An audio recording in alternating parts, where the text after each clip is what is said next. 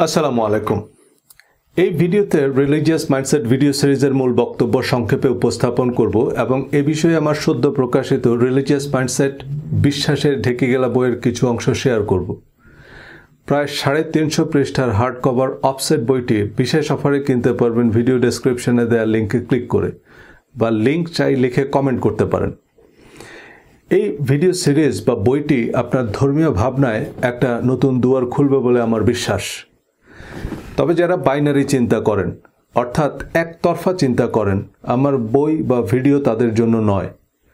যারা বৃত্তের বাইরে, পরিচিত দিগন্তের বাইরে ভাবতে সক্ষম, তাদের জন্যই কথা বলা বা লেখা।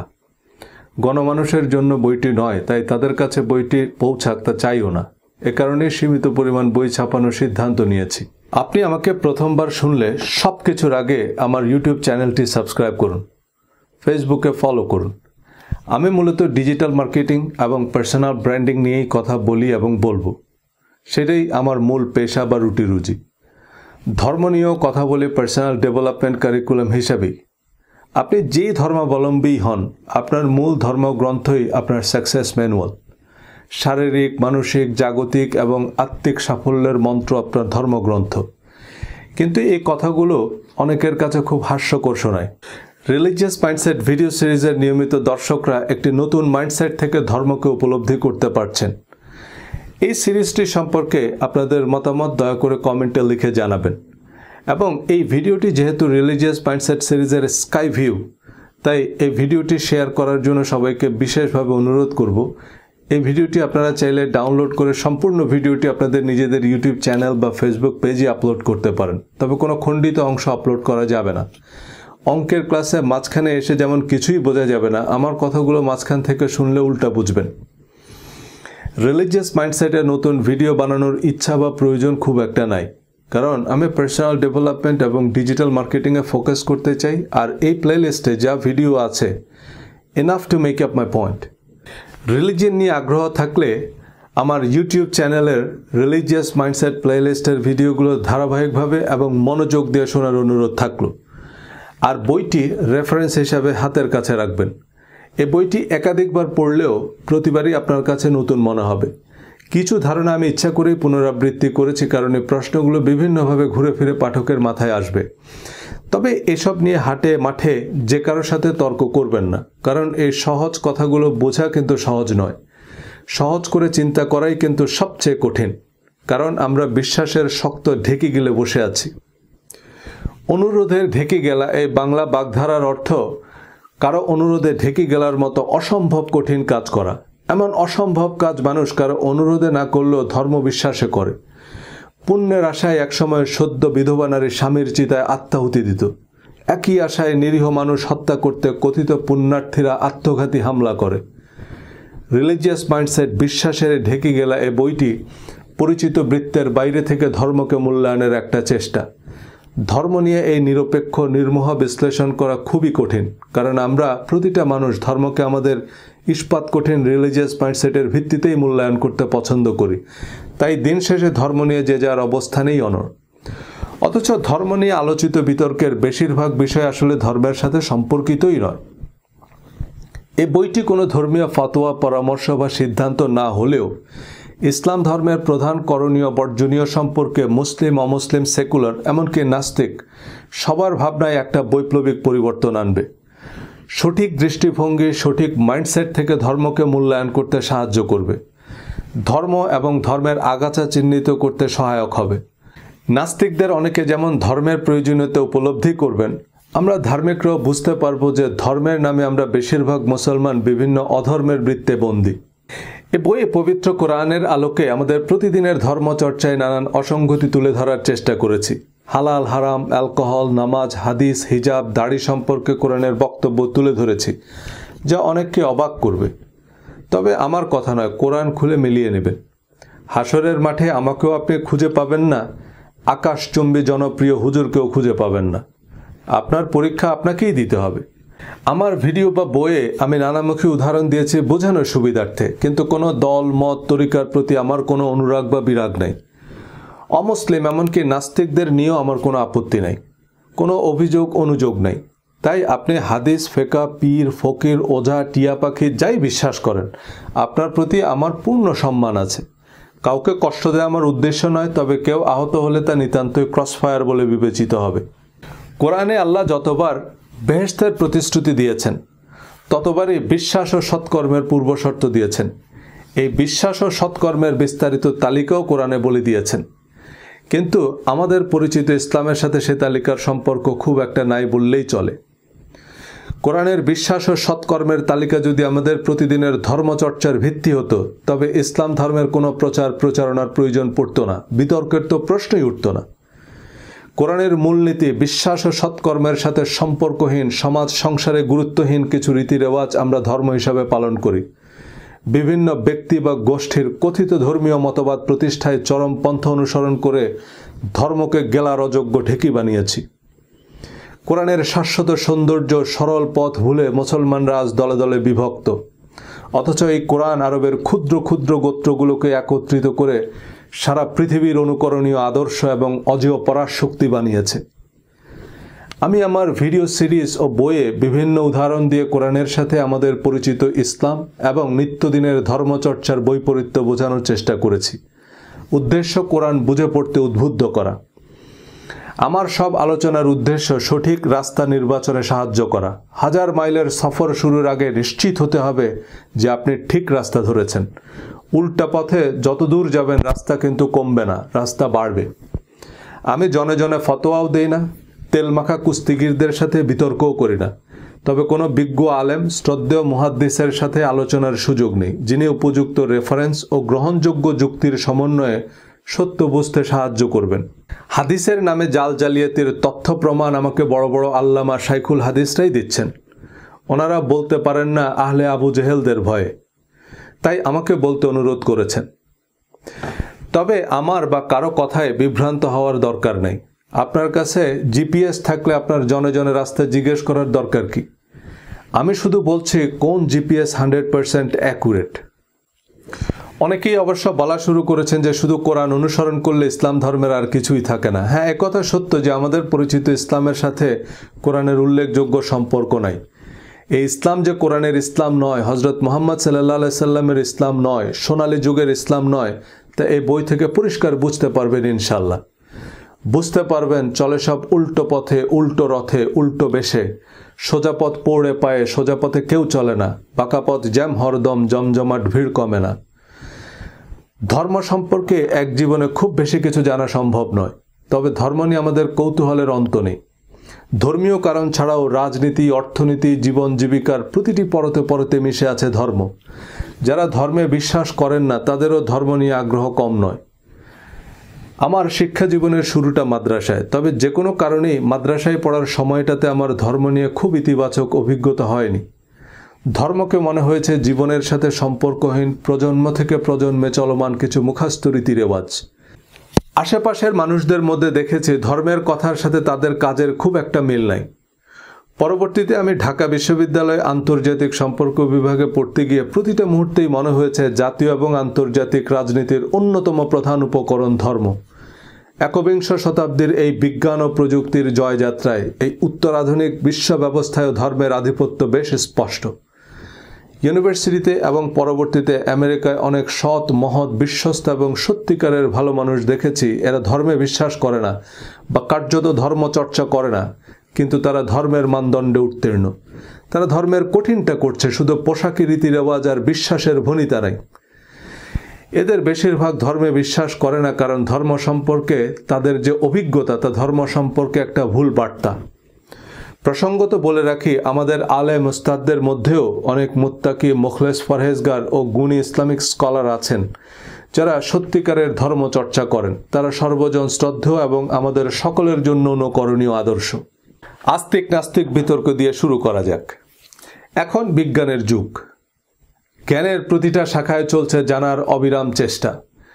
বিশেষায়িত গবেষণা নির্ভর এবং প্রমাণ সাপেক্ষ তথ্যই এখনকার দুনিয়ায় গ্রহণযোগ্য। সঙ্গত কারণেই বিশ্বাসভিত্তিক ধর্ম প্রতিনিয়ত বিজ্ঞানের নানান চ্যালেঞ্জের মুখোমুখি হচ্ছে। কিন্তু ইসলাম ধর্ম নিয়ে সেকুলার নাস্তিক বা অমুসলিমদের বেশিরভাগ অভিযোগ ইসলামের সাথে সম্পর্কিতই নয়। মুসলমানদের জন্য আল্লাহর অনুমোদিত পথনির্দেশক হচ্ছে কোরআন এবং কোরআন অনুযায়ী সর্বশক্তিমান আল্লাহতে অবিচল আস্থা এবং সৎকর্মই দুনিয়া ও আখিরাতের সাফল্যের পূর্বশর্ত। অন্যান্য সকল ধর্মমতের প্রতি উদার, ন্যায়সঙ্গত ও যৌক্তিক আচরণই কোরআনের নির্দেশনা।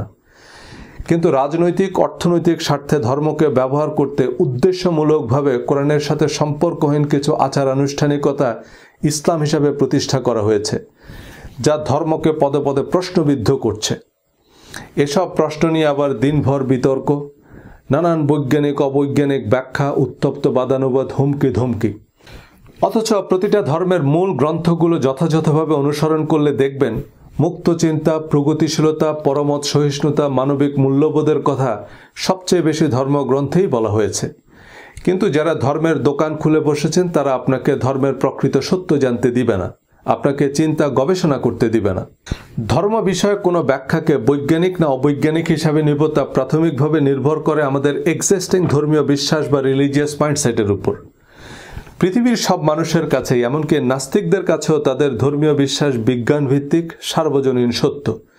কিন্তু বিজ্ঞান মানে যেটা আমরা বিশেষভাবে জানি, যে সম্পর্কে আমাদের কাছে এভিডেন্স আছে, আর বিশ্বাস হচ্ছে যে সম্পর্কে আমাদের কোনো জ্ঞান নেই বা আমাদের কাছে কোনো প্রমাণপত্র নেই, তবুও সত্য বলে মেনে নিয়েছি। বিশ্বাসের সাথে বিজ্ঞানের পার্থক্য নিয়ে আস্তিক নাস্তিক অনেকেই আমার কিছুটা দ্বিধাবিভক্ত মনে হয়েছে। অনেকে বিজ্ঞানের দোকান খুলে ধর্মকে বৈজ্ঞানিকভাবে প্রমাণের চেষ্টা করেন, কিন্তু যেটা প্রমাণিত তা তো আর বিশ্বাস নয়, তার নাম বিজ্ঞান বা হিকমা। আল্লাহ কিছু জিনিসের প্রতি ঈমান বা বিশ্বাস করতে বলেছেন, ইলম বা জানতে বলেননি, প্রমাণও করতে বলেননি। আল্লাহর অস্তিত্ব, আসমানি কিতাব, পরকাল, ফেরেশতাদের সম্পর্কে আমরা কিছুই জানি না এবং আমাদের জীবদ্দশায় জানা সম্ভবও হবে না। কিন্তু আমাদেরকে কি জানতে বলা হয়েছে না বিশ্বাস করতে বলা হয়েছে? বিশ্বাস। আল্লাহর অস্তিত্ব প্রমাণ করতে হলে সেটা আল্লাহই সবচেয়ে ভালো করতে পারতেন। তিনি সরাসরি মানব জাতির উদ্দেশ্যে ভাষণ দিতে পারতেন। আল্লাহ আমাদের বিশ্বাস করতে বলেছেন, সো আমাদের কাজ বিশ্বাস করা। আল্লাহর অস্তিত্ব, ফেরেশতাদের অস্তিত্ব প্রমাণ করে বেড়ানো নয়। ঈমান, বিশ্বাস বা বিলিফ শব্দগুলোর অর্থই হচ্ছে যা জানি না বা যে ব্যাপারে আমাদের কাছে কোনো এভিডেন্স নাই তা সত্য বলে মেনে নেয়া। অবশ্যই সে বিশ্বাসের কিছু যৌক্তিক কারণ আছে, কিন্তু বিশ্বাস বা অবিশ্বাস কোনোটাই প্রমাণ করা যায় না।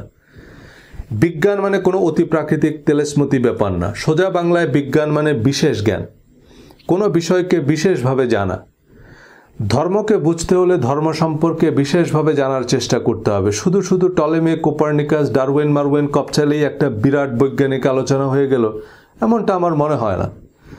ডারউইনকে ভুল প্রমাণ করলে ঈশ্বরের অস্তিত্ব প্রমাণ হয়ে যাবে কিভাবে? আমেরিকার বড় বড় চার্চ, হার্ভার্ড ইউনিভার্সিটির ধর্মতত্ত্বের অধ্যাপকরা ডারউইনের তত্ত্বকে বাইবেলের সাথে সাংঘর্ষিক বলেনি, বরং অনেক ধর্মতাত্ত্বিক ডারউইনের তত্ত্বকে স্বাগত জানিয়েছেন। যে বিবর্তনের যে প্রক্রিয়া ডারউইন ব্যাখ্যা করেছেন, this is the natural way how god creates life. কিন্তু পরবর্তীতে থমাস হ্যাক্সলি বানরের বিবর্তনের মাধ্যমে মানুষের আকৃতির যে ক্যারিকেচার তৈরি করেন, এটা হয়ে গেল বিবর্তনবাদের প্রতীক। আর ডারউইনিজম মানে দাঁড়ালো মানুষ বানর ছিল। আবার ডারউইন যাই বলেছে তা তার জন্য এবং সংশ্লিষ্ট ডিসিপ্লিনের যারা ছাত্র, শিক্ষক, গবেষক তাদের জন্য বিজ্ঞান, কারণ সে বিষয়ে তাদের বিস্তর গবেষণালব্ধ বিশেষ জ্ঞান আছে। কিন্তু সে বিষয়ে বিশেষ জ্ঞান তো দূরে থাক, কোনো জ্ঞানই তো আমার নাই। এখন কোনো ব্যক্তিগত বিচার বিশ্লেষণ ছাড়া নাসা, হকিংস, ডারউইন, কোপার্নিকাসের নিঃশর্ত বিশ্বাস স্থাপন কি বৈজ্ঞানিক? তবে এসব বিতর্ক নাকি নাস্তিকদের যাবতীয় যুক্তির দাঁত ভাঙ্গা জবাব। আমার কৌতূহল হচ্ছে, আপনাকে দাঁত ভাঙতে বলছে কে? দাঁত ভাঙতে গিয়ে তো আপনি ধর্মের সৌন্দর্যই নষ্ট করে ফেলেছেন। ধর্মে মানুষ আকৃষ্ট হয় ধার্মিকের চারিত্রিক সৌন্দর্যে। অপ্রয়োজনীয় বিতর্কের দাঁত ভাঙ্গা রসদ মানুষকে ধর্ম থেকে দূরে ঠেলে দেয়, ধর্ম বিদ্বেষী বানায়। যুগে যুগে দেশে দেশে যারা ধর্ম প্রচার ও প্রতিষ্ঠা করেছেন তারা চরম আত্মত্যাগ, পরম ধৈর্য আর সর্বোত্তম আচরণ দ্বারা মানুষকে ধর্মে আকৃষ্ট করেছেন। ধর্ম প্রচারের ক্ষেত্রে কোরআনের নির্দেশ হচ্ছে, তোমরা প্রজ্ঞা ও উত্তম কথার দ্বারা মানুষকে আল্লাহর পথে ডাকো। কিন্তু প্রজ্ঞা ও উত্তম কথা বললে আপনি ইহুদির দালাল, র এজেন্ট। হিন্দু, খ্রিস্টান আর নাস্তিকদের কষিয়ে গালি দিয়ে বসিয়ে দিতে পারলে আপনি দায়ী ইলাল্লাহ। ধর্ম প্রচারের ক্ষেত্রে ভিন্ন মতকে ভ্রান্ত প্রমাণের যে নীতি আমাদের ধর্মগুরুরা নিয়েছেন এবং ভক্তদের হাতে বিতর্কের যে বিষাক্ত তীর তুলে দিয়েছেন, তা শেষ পর্যন্ত তাদেরকেই আঘাত করেছে। এই উত্তপ্ত বিতর্ক শুধু আস্তিক নাস্তিক, হিন্দু মুসলমান, শিয়া সুন্নিতেই থেমে নেই। জাকির নায়েক, মাওলানা মওদুদী, নোমান আলী, ইয়াসির কাদি, ডক্টর আবদুল্লাহ জাহাঙ্গীর, আব্বাসী, আজহারি সবাইকেই ভ্রান্ত, ভ্রষ্ট, কাফের, মুনাফেক, মুনকারিনে হাদিস, দালাল, জঙ্গি এমন গালিগালাজ শুনতে হচ্ছে। আল্লাহর দৃষ্টিতে ভালো কাজ বা সৎকর্ম হচ্ছে সচ্ছল অসচ্ছল অবস্থায় দান করা। যাদের উপর রাগ ঝাড়তে পারবেন বা রাগ করার খুব যৌক্তিক কারণ আছে, যাদের চাইলে শায়েস্তা করতে পারবেন বা শায়েস্তা করা উচিত, তাদের আল্লাহর ওয়াস্তে ক্ষমা করে দেয় এই সৎকর্ম। রাত জেগে তাহাজ্জুদের নামাজ পড়া সহজ, কিন্তু অসচ্ছল অবস্থায় দান করা, সে দানের প্রচার বা খোটা না দেয়া, সর্বাবস্থায় প্রতিশ্রুতি রক্ষা করা, বিশেষ পরিস্থিতিতে রাগ দমন করা, সব মানুষকে নিঃশর্ত ক্ষমা করা, সংকটে সংগ্রামে ধৈর্য ধারণ করা এভারেস্ট জয় করার চেয়েও কঠিন। আর এই অগ্নি পরীক্ষায় উত্তীর্ণরাই জান্নাতের সুসংবাদ প্রাপ্ত। 5 বার উজুর পর শাহাদা পাঠ করলেই জান্নাতের 8টি দরজা খুলে দেওয়া হবে এমন প্রতিশ্রুতি আল্লাহ কোরআনে দেননি, এবং নবীজিকে এই জাতীয় কোনো কথা বলতেও বলেননি। একইভাবে অবিশ্বাস, অনাস্থা ও অসৎকর্মই নরকের পথে নিয়ে যাবে। যারা মানুষের সম্পদ অন্যায়ভাবে ভোগ করে, কথায় আচরণে মানুষকে কষ্ট দেয়, ইয়াতিমকে রূঢ়ভাবে তাড়িয়ে দেয়, দরিদ্রদের খাদ্যদানে উৎসাহ দেয় না, পারতপক্ষেও ছোট ছোট বিষয়ে মানুষকে সাহায্য করে না, অনর্থক আলাপে মগ্ন থাকে, সমাজে নৈরাজ্য সৃষ্টি করে, মিথ্যা সাক্ষ্য দেয়, প্রতিশ্রুতি ভঙ্গ করে, আমানতের খেয়ানত করে, কোরআন তাদেরকে জাহান্নামের হুঁশিয়ারি দিয়েছে। শুধু নামাজ, রোজা, তাওয়াব, তেলাওয়াতের জন্য তো মানুষকে দুনিয়াতে পাঠানোর দরকার ছিল না। দুনিয়া আখেরাতের আদর্শ পরীক্ষাগার, কারণ এখানে আমাদের শত রকমের দুশ্চিন্তা, অনিশ্চয়তা, অভাব, অনটন, রোগ, শোক, ব্যবসা বাণিজ্য, দেশ, জাতি, কত রকমের স্বার্থের দ্বন্দ্ব। এসবের ভেতর দিয়ে আমরা কতখানি ধর্মের প্রকৃত আদর্শে অটল থাকি, সেটাই আমাদের পরীক্ষা। যে মানুষ শতভাগ ধর্মীয় মূল্যবোধে শক্তিমান, আখেরাতের কথা বাদ দিলাম, সে মানুষ দুনিয়াতেই অবিসংবাদিত, অনুকরণীয় আদর্শ। এ ভালো কাজগুলো কিন্তু আমাদের আলেমরাও করছেন। বাংলাদেশের হাফেজে, কাউমি এবং অন্যান্য মাদ্রাসায় অনেক এতিম, সুবিধা বঞ্চিতরা পড়ছে। এ অনাথ, অসহায় ছাত্রদের দায়িত্ব কিন্তু আমাদের হুজুররা নিয়েছেন। এটা অনেক বড় ইবাদত, কিন্তু কিছু হিরো আলেমদের হাস্যকর কাণ্ডকীর্তি পুরো আলেম সমাজ, মাদ্রাসা শিক্ষা এবং ইসলাম ধর্মকেই প্রশ্নবিদ্ধ করছে। কোরআন তথা ধর্ম হচ্ছে জীবন বিধান, কিন্তু কোরআনকে পাশ কাটিয়ে জীবনের সাথে সম্পর্কহীন, সমাজ সংসারে গুরুত্বহীন কিছু পোশাক আশাক, দোয়া, তাবিজ, রীতি রেওয়াজকে আমরা ধর্ম হিসাবে চর্চা করি। কিন্তু কোরআন যেসব করণীয় বর্জনীয় বলে দিয়েছে, সেসব ছায়ার মতো অনুসরণ করলে শুধু আখেরাত নয়, দুনিয়ার জীবনও হবে প্রাপ্তিতে, প্রশান্তিতে পরিপূর্ণ। কিন্তু কোরআন বহির্ভূত বা কোরআনের সাথে সঙ্গতিহীন এই ধর্মচর্চার ভিত্তি কি? কোরআনের ব্যাখ্যা, বিশ্লেষণ, শানে নজুল বা তাৎপর্য শিরোনামে প্রচলিত হাদিস, তাফসির বা ফিকার কিতাবগুলোকে কোরআন শরিয়ার ভিত্তি হিসাবে অনুমোদন দেয়। সেই অনুমোদনের মূলনীতি বা মানদণ্ড কি? আমার বন্ধু শিক্ষকদের অনেকেই বেশ বড় বড় ইসলামিক স্কলার। আমি তাদের কাছ থেকে প্রশ্নগুলোর উত্তর জানার চেষ্টা করেছি। আমাদের প্রধান প্রধান ধর্মাচারের সাথে কোরআনের সম্পর্ক খোঁজার চেষ্টা করেছি। ইসলামে পোশাক, নামাজ, জাকাত, অ্যালকোহল, সুদ, হালাল হারাম, বিবাহ বহির্ভূত সেক্স, জিহাদ, ইসলাম ধর্মের অতি পরিচিত বিষয়াদি নিয়ে প্রশ্নবোধক আলোচনা করেছি ইউটিউবে। সেসব ভিডিওতে প্রাপ্ত রেফারেন্স বা মতামতের ভিত্তিতে সম্পূরক ভিডিও বানিয়েছি। কোনো পূর্ব নির্ধারিত সিদ্ধান্তকে প্রমাণের চেয়ে ধর্ম সম্পর্কে জানাকে প্রধান উদ্দেশ্য করে গবেষণা চালিয়েছি। এসব বিষয়ে কোরআনের মূলনীতি বোঝার চেষ্টা করেছি।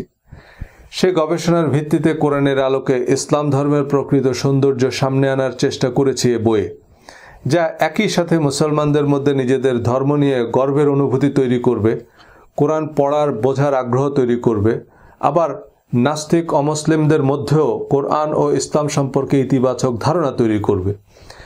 বিশেষজ্ঞ কয়েকজন ইসলামিক স্কলার, মুফতি, শাইখুল হাদিস, অধ্যাপক ও কোরআন গবেষক বইটি বিশেষ গুরুত্বের সাথে রিভিউ করেছেন, গুরুত্বপূর্ণ মতামত দিয়েছেন। সেসব মতামতের ভিত্তিতে সংযোজন, বিয়োজন, সংশোধনের জটিল প্রক্রিয়ার ভিতর দিয়ে বইটি প্রকাশের জন্য প্রস্তুত করা হয়েছে।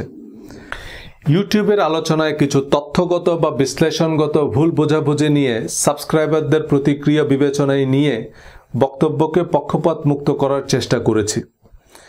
আমি কোরআনের সীমার মধ্যে থেকে আলোচনা করেছি, কিন্তু সে বিশ্লেষণ সেকুলার, অমুসলিম বা নাস্তিকদের কাছেও গ্রহণযোগ্যতা পাওয়ায় আমি আশাবাদী যে প্রকৃত ধর্মের যে সৌন্দর্য তা সার্বজনীন। ধর্ম জিনিসটা আসলে কি? কোনো বস্তু বা পদার্থের ধর্ম বলতে আমরা খুব সহজেই বুঝি সে বস্তু বা পদার্থের সহজাত বৈশিষ্ট্য, যেমন আগুনের ধর্ম তাপ দেয়া বা পুড়িয়ে ফেলা। একজন মানুষের বেলাতেও কথাগুলো সমানভাবে প্রযোজ্য। আমার আপনার ধর্ম মানে আমাদের সহজাত বৈশিষ্ট্য বা আমাদের স্বতঃস্ফূর্ত বিশ্বাস, ভাবনা বা আচরণ। এই সহজাত বৈশিষ্ট্যকে ধর্মনিরপেক্ষ দৃষ্টিকোণ থেকে বলা হয় অ্যাটিটিউড বা মানসিকতা। এই অ্যাটিটিউড মানে আপনি স্বয়ংক্রিয়ভাবে যা করেন।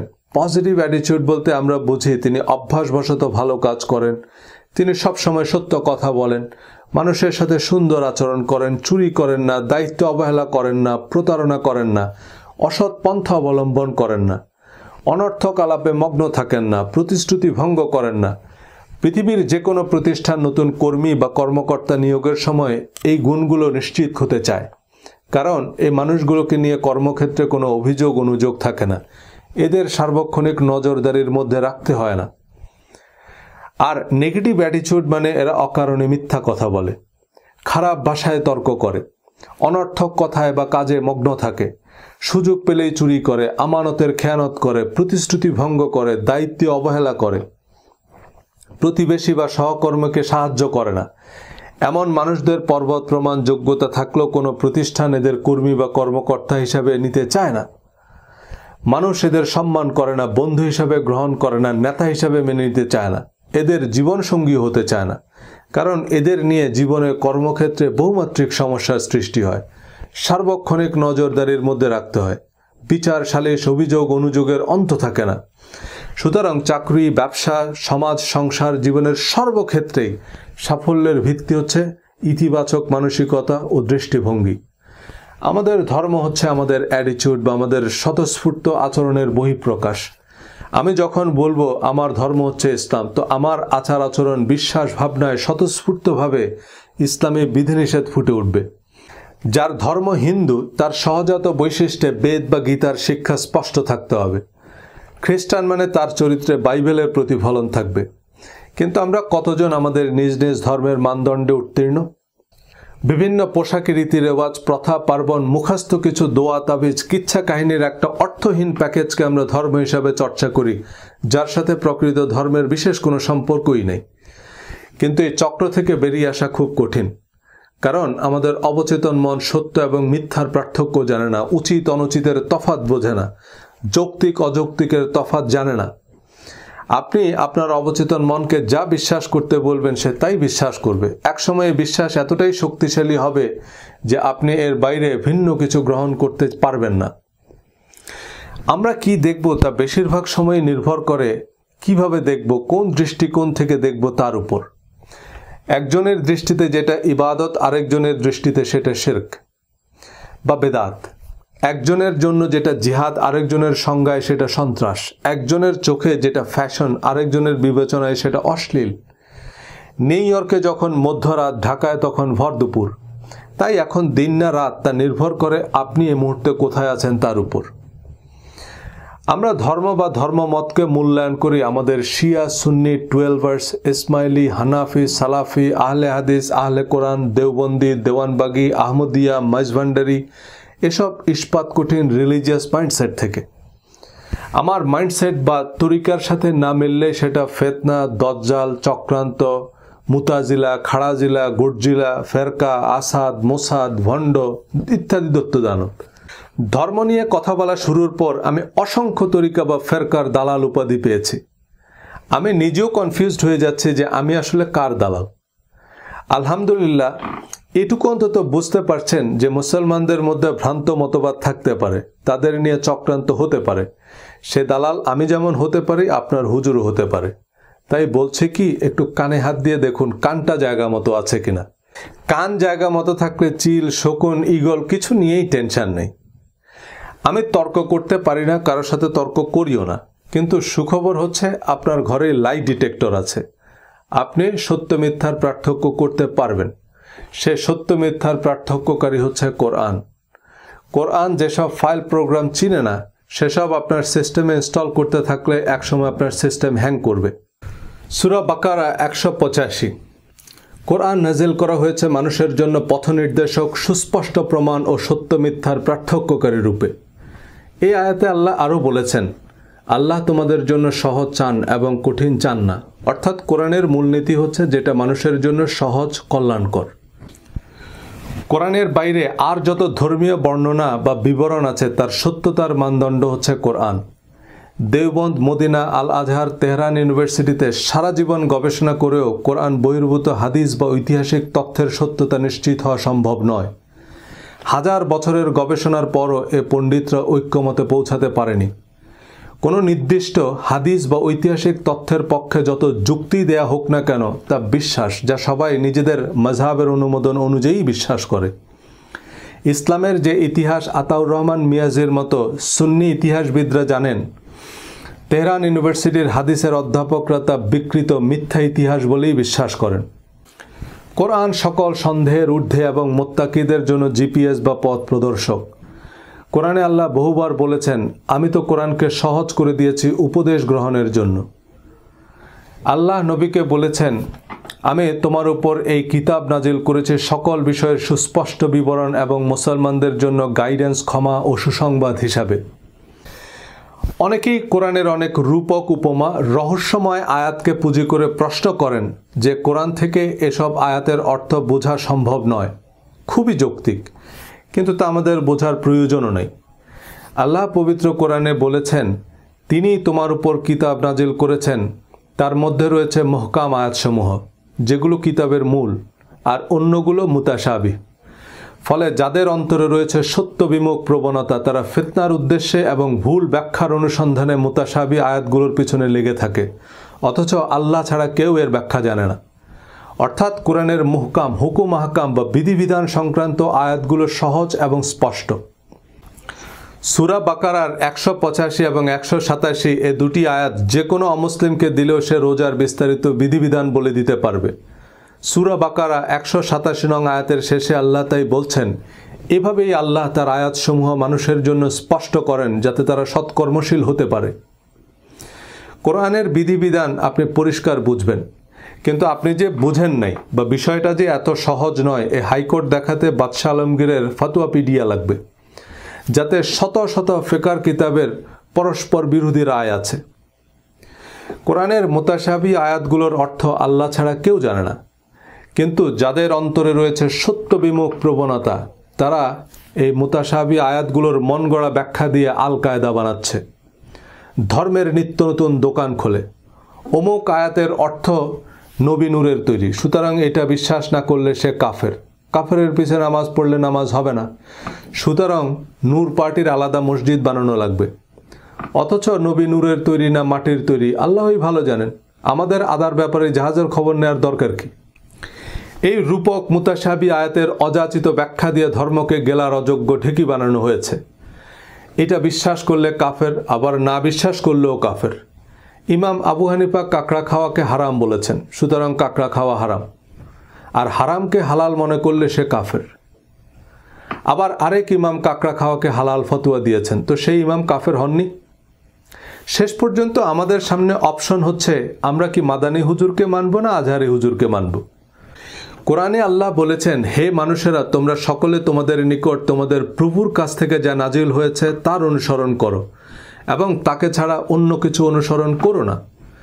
মৃত্যুদণ্ডের বিধানসহ ইসলামী শরিয়ার অসংখ্য দণ্ডবিধি আছে যার ভিত্তি কোরআন নয়। রাসূলের অনুসরণের মোড়কে দিন শেষে বাদশাহ আলমগীরের দ্বীনি আলমগীরি অনুসরণ করছি। আল্লাহ কোরআনে বলেছেন, হে নবী, আপনি বলুন, তোমাদের এবং আমার মধ্যে আল্লাহ সাক্ষী, আমার উপর এই কোরআন অবতীর্ণ হয়েছে যাতে আমি এই কোরআন অনুযায়ী তোমাদের এবং যাদের কাছে এই কোরআন পৌঁছায় তাদের সতর্ক করতে পারি। সুতরাং রাসূলের অনুসরণ মানে কোরআনের নিরবিচ্ছিন্ন অনুসরণ। ইসলাম ধর্ম বলতে আমরা বেশিরভাগ মানুষ যা বুঝি, ফরজ, ওয়াজিব, সুন্নত, মুস্তাহাব, মাকরু, হারাম, এক কথায় যাবতীয় প্রচলিত ও পরিচিত ধর্মীয় রীতিরেওয়াজের বেশিরভাগেরই অন্যতম প্রধান ভিত্তি হচ্ছে কথিত হাদিস এবং ফিকহ। নবীজির হাদিসের বরাত দিয়ে সব ফরজ, হারাম প্রবর্তন করা হলেও কোরআনে আল্লাহ বলেছেন, হে নবী, আপনি বলুন, তোমাদের প্রতি যা অবতীর্ণ হয়েছে তাতে তোমরা কোনো কিছুকে হালাল এবং কোনো কিছুকে হারাম বলার কোনো সুযোগ আছে? বলুন, আল্লাহ তোমাদের সে অনুমতি দিয়েছে না তোমরা আল্লাহর নামে কিছু বানিয়েছ? সূরা তাহরিমের শুরুতে আল্লাহ নবীকে বলছেন, হে নবী, আল্লাহ তোমার জন্য যা হালাল করেছেন তুমি কেন তা তোমার জন্য হারাম করছো? হালালকে হারাম বলার অনুমতি আল্লাহ নবীকে না দিলেও ফুকাহায়ে কেরামকে দিয়েছেন। কোরআন সম্পূর্ণ, পরিপূর্ণ এবং অনুমোদিত জীবন বিধান। কোরআন তার নিরবিচ্ছিন্ন অনুসারীদের এক যুগেরও কম সময়ে ধুলামলিন বেদুইন থেকে সারা পৃথিবীর অবিসংবাদিত অধিপতি বানিয়ে প্রমাণ করেছে কোরআন সকল সন্দেহের ঊর্ধ্বে সাফল্যের চিরন্তন পথ প্রদর্শক। কোরআনের সহায়ক বা শরিয়ার উৎস হিসেবে বিবেচিত হাদিস ও ফিকহ স্বরূপ সম্পর্কে আমার ইউটিউব চ্যানেলে বিশদ আলোচনা করেছি, যা অনেককে বিস্মিত করেছে, আবার অনেককে বিরক্ত করেছে। হাদিস বলতে বোঝাচ্ছে বুখারী, মুসলিম, তিরমিজি, আবু দাউদ, নাসাই, ইবনে মাজাহ এসব হাদিস গ্রন্থে বর্ণিত হাদিস। আর ফিকহ মানে ইমাম আবু হানিফা, শাফি, মালিক, আহমদ ইবনে হাম্বলের ফাতোয়া বা মত। কিন্তু এসব হাদিস বা ফিকহ সিদ্ধান্ত পালনের বাধ্যবাধকতা কতটুকু? এসব হাদিস এবং ফিকহ গ্রন্থের স্বীকৃতি বা অনুমোদনের ভিত্তি কি তা বিশ্লেষণ করেছি। ইউটিউবে অনেকেই বিক্ষিপ্তভাবে বা বিচ্ছিন্নভাবে কোনো একটি ভিডিও দেখে প্রতিক্রিয়া দেখিয়েছেন। আমিও চাই না আমার ভিডিওগুলো মানুষ বিক্ষিপ্তভাবে দেখুক বা নেতিবাচক ক্যাপশন দিয়ে শেয়ার করুক, যা বিভ্রান্তি তৈরি করবে। কিন্তু আমি তো ইউটিউবকে বলতে পারি না যে আমার প্রথম ভিডিও দেখেনি সেজন্য আমার দ্বিতীয় ভিডিও দেখতে না পারে। আমি যদিও একটি প্লেলিস্টে সবগুলো ভিডিও সাজিয়ে দিয়েছি, এই ভিডিওর ডেসক্রিপশনে লিঙ্ক আছে, কিন্তু অনেকেই ধারাবাহিকভাবে বোঝার উদ্দেশ্যে শুনেন না, দাঁত ভাঙ্গা জবাব দেওয়ার উদ্দেশ্যে শুনেন। এই বইয়ে আমি আমার বক্তব্যকে আরও ধারাবাহিকভাবে সাজিয়েছি। আমার ভিডিওতে বা বইয়ে যদি কোনো তথ্যগত বা বিশ্লেষণগত ভুল ভ্রান্তি বা বিকল্প অনুবাদ বা ভিন্ন মত থাকে তা কমেন্টে জানাবেন, আমি নির্দ্বিধায় সংযোজন করব। কিন্তু আপনি মানুষকে বিভ্রান্ত করছেন এমন বিভ্রান্তিকর কমেন্ট করলে দয়া করে আপনার তরিকা উল্লেখ করবেন, তাহলে অন্তত বুঝবো যে শিয়া, আহমদিয়া, দেওয়ানবাগি কারা কারা আমার কথায় বিভ্রান্ত হচ্ছেন। বেশিরভাগ মানুষ হাদিস বলতে বোঝেন নবীজি সাল্লাল্লাহু আলাইহি সাল্লামের বাণী। এ কারণে কোনো নির্দিষ্ট হাদিস না মানার অর্থ করেন নবী মানে না। কত বড় কথা! নবী না মানলে সে মুসলমান হয় কি করে? হাদিস শব্দের অর্থ কথা বা স্টেটমেন্ট। যেমন কোরআনের আয়াতকে আল্লাহ হাদিস বলেছেন। কোরআন আল্লাহর হাদিস বা আল্লাহর বাণী, যার রাবি বা বর্ণনাকারী হচ্ছেন এমন একজন রাসূল যার বিশ্বস্ততা ও সত্যবাদিতার গ্যারান্টার স্বয়ং আল্লাহ। নবীজির হাদিস মানে নবীজি সাল্লাল্লাহু আলাইহি সাল্লামের কথা যা সাহাবীরা বর্ণনা করেছেন। সাহাবীদের কথা মানে সাহাবীদের হাদিস।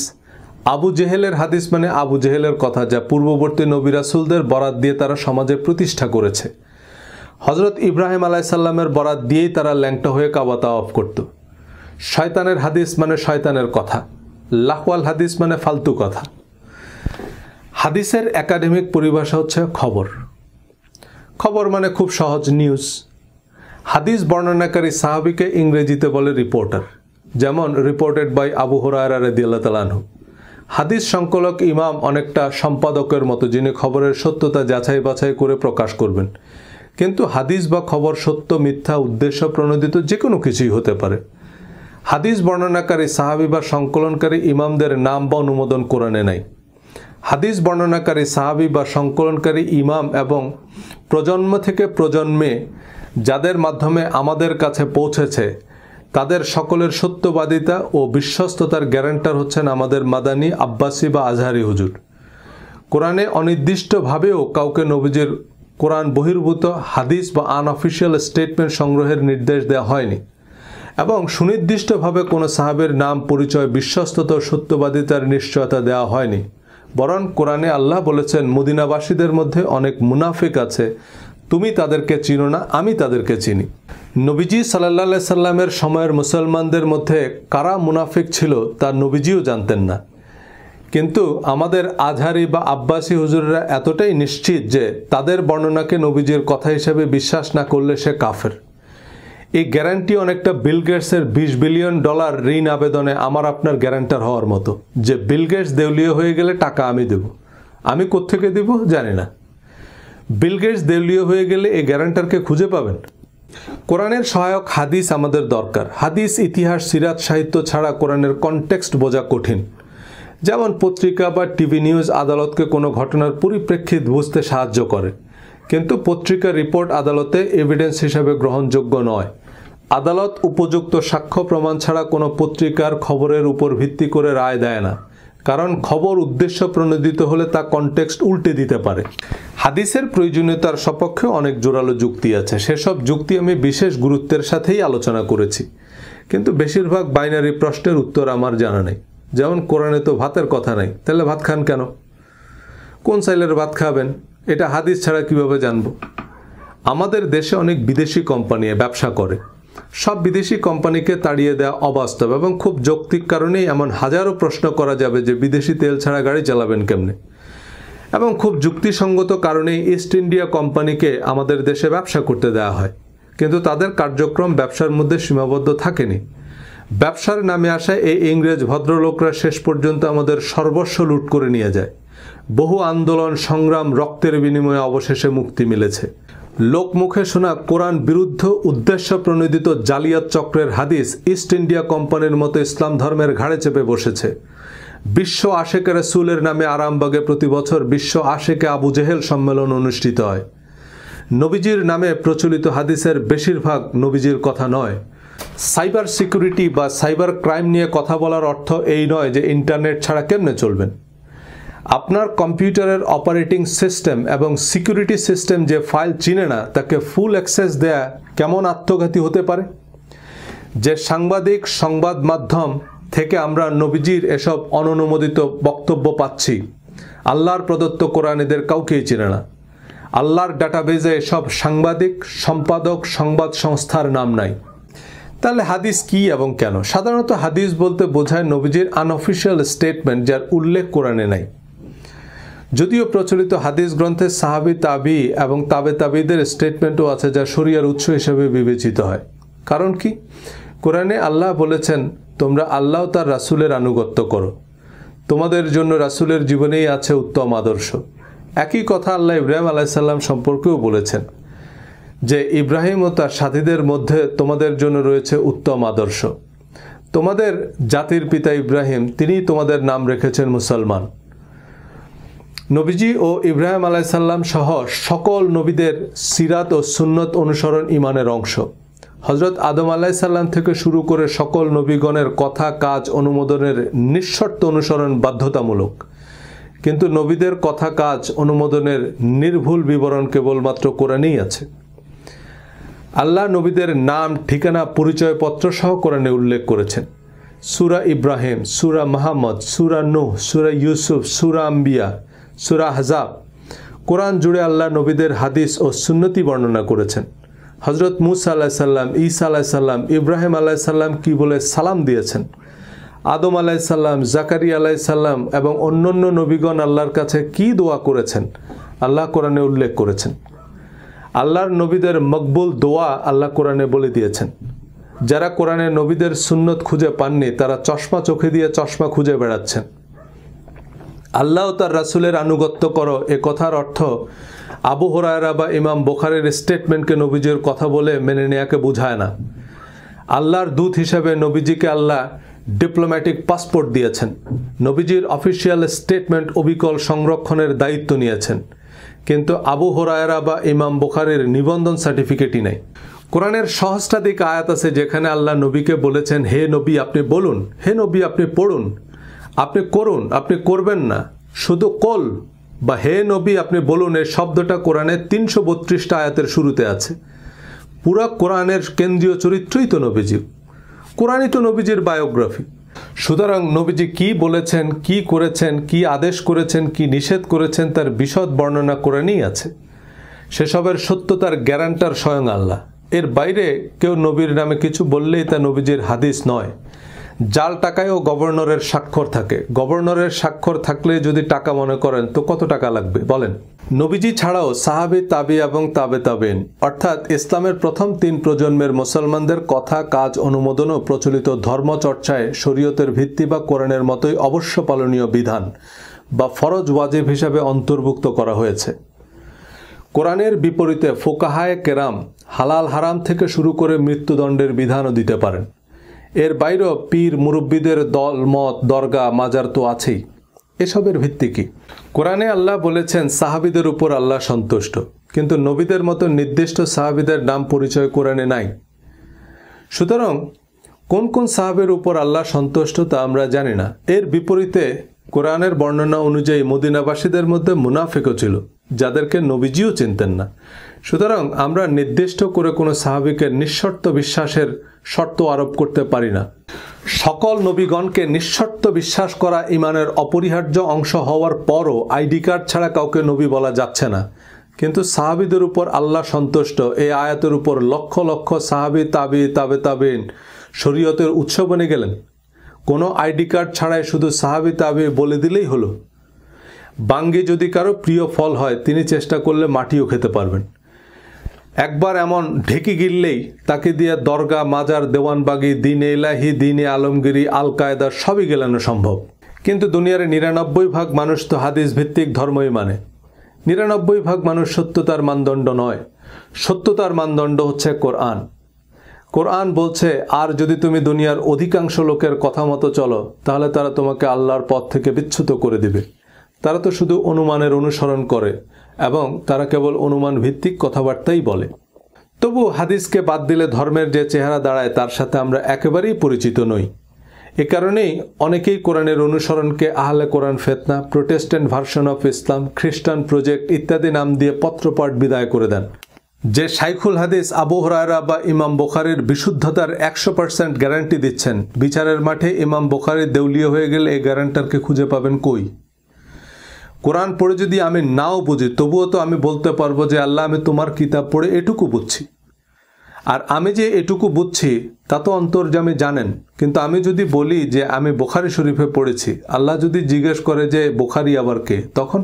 আমাদের শাইখুল হাদিসরা লাখ লাখ হাদিস মুখস্থ করেছেন, আলহামদুলিল্লাহ। এবং এই বিবেচনাই আমরা তাদেরকে সাহাবী তাবেঈদের গ্যারান্টার হিসাবে মানি। আমরা যেহেতু দেওবন্দ মদিনায় পড়িনি, আমরা হাদিস কোরআন নিয়ে কথা বলার কে? আপনি যাবেন উত্তরা, কিন্তু উত্তরা ক্রস করে আপনি দিনাজপুর গিয়ে উঠলেন। আপনি তো উত্তরার থেকে অনেক বেশি গেছেন, তাই না? ভোলানাথ লিখেছিল ২ ২ ৯০, লিখেছিল ১.৫ বেশি, এটা তার গর্বই। ২ ২ ৪, কিন্তু সে মাশাআল্লাহ ২ থেকে অনেক বেশি লিখছে, তাই না? ১১ লক্ষ হাদিস আপনাকে মুখস্থ করতে বলছে কে? সেই ১১ লক্ষ হাদিস কই? কোরআনকে আল্লাহ সরল পথ বলেছেন, বারবার বলেছেন আল্লাহ তোমাদের জন্য সহজ চান, কঠিন চান না। কিন্তু এই ৪৫ লাখ হাদিস ইসলামকে অন্তহীন জিলাপির প্যাচ আর গেলার অযোগ্য ঢেকি বানিয়েছে। কথিত হাদিসের গোলক ধাঁধায় আমরা পথ হারিয়ে বসে আছি। কারণ কোরআনের ২ ২ ৪ আমাদের পছন্দ নয়। অঙ্ক মিলুক আর নাই মিলুক, ফলাফলের সংখ্যা বেশি হতে হবে। আল্লাহর জিপিএস যেখানে আমাদের রাইট টার্ন নিতে বলেছে, আমরা লেফট টার্ন নিয়েছি। উল্টো পথে ১০০০ মাইল গাড়ি চালালেও রাস্তা কিন্তু কমছে না, রাস্তা বাড়ছে। আমরা যে ভুল পথে আছি তা আমাদের পতন দেখেই বোঝা যায়। আল্লামা ইকবালের ভাষায় আল্লাহ বলছেন, দান ভান্ডার খোলাই তোমর, সে দান নেবার সাইল কই, কারে আমি বলো পথ দেখাইব, পথ চলা সেই পথিক বই। আমরা কোরআন বোঝার আগে বা কিছু বুঝে ওঠার আগে ধর্ম বুঝেছি। এখন আমাদের রিলিজিয়াস মাইন্ডসেট অনুযায়ী কোরআনকে মূল্যায়ন করি। দাড়ি, মোচ আর পাথর মেরে হত্যা করার বিধান কোরআনে খুঁজে না পেলে আমাদের কাছে কোরআনকে অসম্পূর্ণ মনে হয়। হিন্দুদের কাছেও বেদকে অসম্পূর্ণ মনে হয়, কারণ তাতে মূর্তি পূজার কথা নাই, মাত্র একজন ঈশ্বরের কথা আছে। পুলিশের অনেকের কাছে সংবিধানকে অসম্পূর্ণ মনে হতে পারে, কারণ তাতে ক্রসফায়ারের বিধান নাই। ও ভাই, সংবিধানে না থাকলে তা অসাংবিধানিক, কোরআনে না থাকলে তা আল্লাহর বিধান নয়, আবু জেহেলের বিধান। আল্লাহ বলেছেন কোরআন বুঝতে হবে যে কোনো পূর্বানুমানকে মিউট করে। ধর্মকে বিচ্ছিন্ন, বিক্ষিপ্ত বা অসচেতনভাবে বুঝতে গিয়ে আমরা অধর্মের বৃত্তে বন্দী হয়েছি। মাদ্রাসা জীবন শেষে চতুর্মুখী জ্ঞান ও অভিজ্ঞতা হলেও আমরা বুঝতে পারিনি যে কোরআনের কাছে আমাদের জিজ্ঞাসা কি। পৃথিবীর তাবৎ প্রশ্নের উত্তর জানে গুগল, কিন্তু আপনাকে তো জানতে হবে what to ask Google.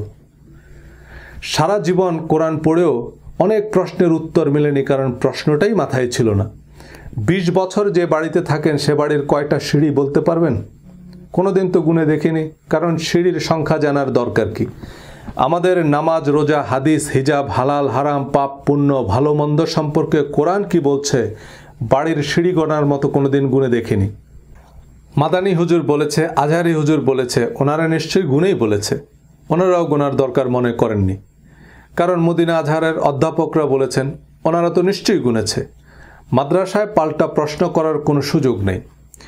Internet হুজুরদের জবাবদিহিতার মুখোমুখি করেছে, এখন শিয়া, সুন্নি, আহমদিয়া, আটরশি, কওমি, আহলে হাদিস সবার ওয়াজ আমরা অনলাইনে দেখছি। এক একজন এক এক কথা বলছে। আজহারি সাহেবের ফতোয়া আব্বাসি হুজুর মানে না, ইমাম খোমেনির ইসলাম ইমাম সুদাইস জানে না। আমি হাদিস, তাফসির, ইসলামের ইতিহাস, সাহিত্য সবই পড়ি এবং পড়তে উৎসাহ দিই। নবীজি সাল্লাল্লাহু আলাইহি সাল্লাম এবং প্রধান সাহাবীদের জীবনাচরণের নির্ভুল বিবরণ এবং সহিহ হাদিস অনুসরণ আবশ্যক, কিন্তু তা কোরআনের মূলনীতির সাথে সামঞ্জস্যপূর্ণ হতে হবে।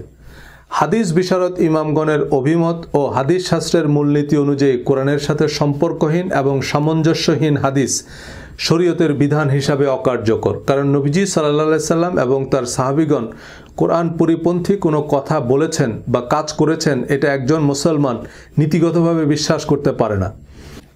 আমাদের সামনে অনেক হাদিস আছে যা কোরআনের ব্যাখ্যা, বিশ্লেষণ বা মর্মার্থ বলে বিবেচিত হতে পারে, কারণ সেসব হাদিসের মূল বক্তব্য কোরআনের সীমা অতিক্রম করেনি। নবীজির অনেক উপদেশ এবং কোরআনের সাথে সঙ্গতিপূর্ণ হাদিস নিয়েও আমি আলোচনা করেছি আমার বইয়ে, ভিডিওতে, এবং কোরআনের সাথে সঙ্গতিপূর্ণ হাদিসগুলোই সহিহ হাদিস। কিন্তু এই হাদিসগুলো বিবেচনায় নিয়ে আপনি যখনই হাদিসকে নিঃশর্ত অনুমোদন দিবেন, তখন দেখবেন অসংখ্য হাদিস এবং হাদিস ভিত্তিক সিদ্ধান্ত কোরআন বিরুদ্ধ, কোরআনের সাথে সামঞ্জস্যহীন এবং অতিরঞ্জন, ইসলামের মৌলিক নীতির পরিপন্থী।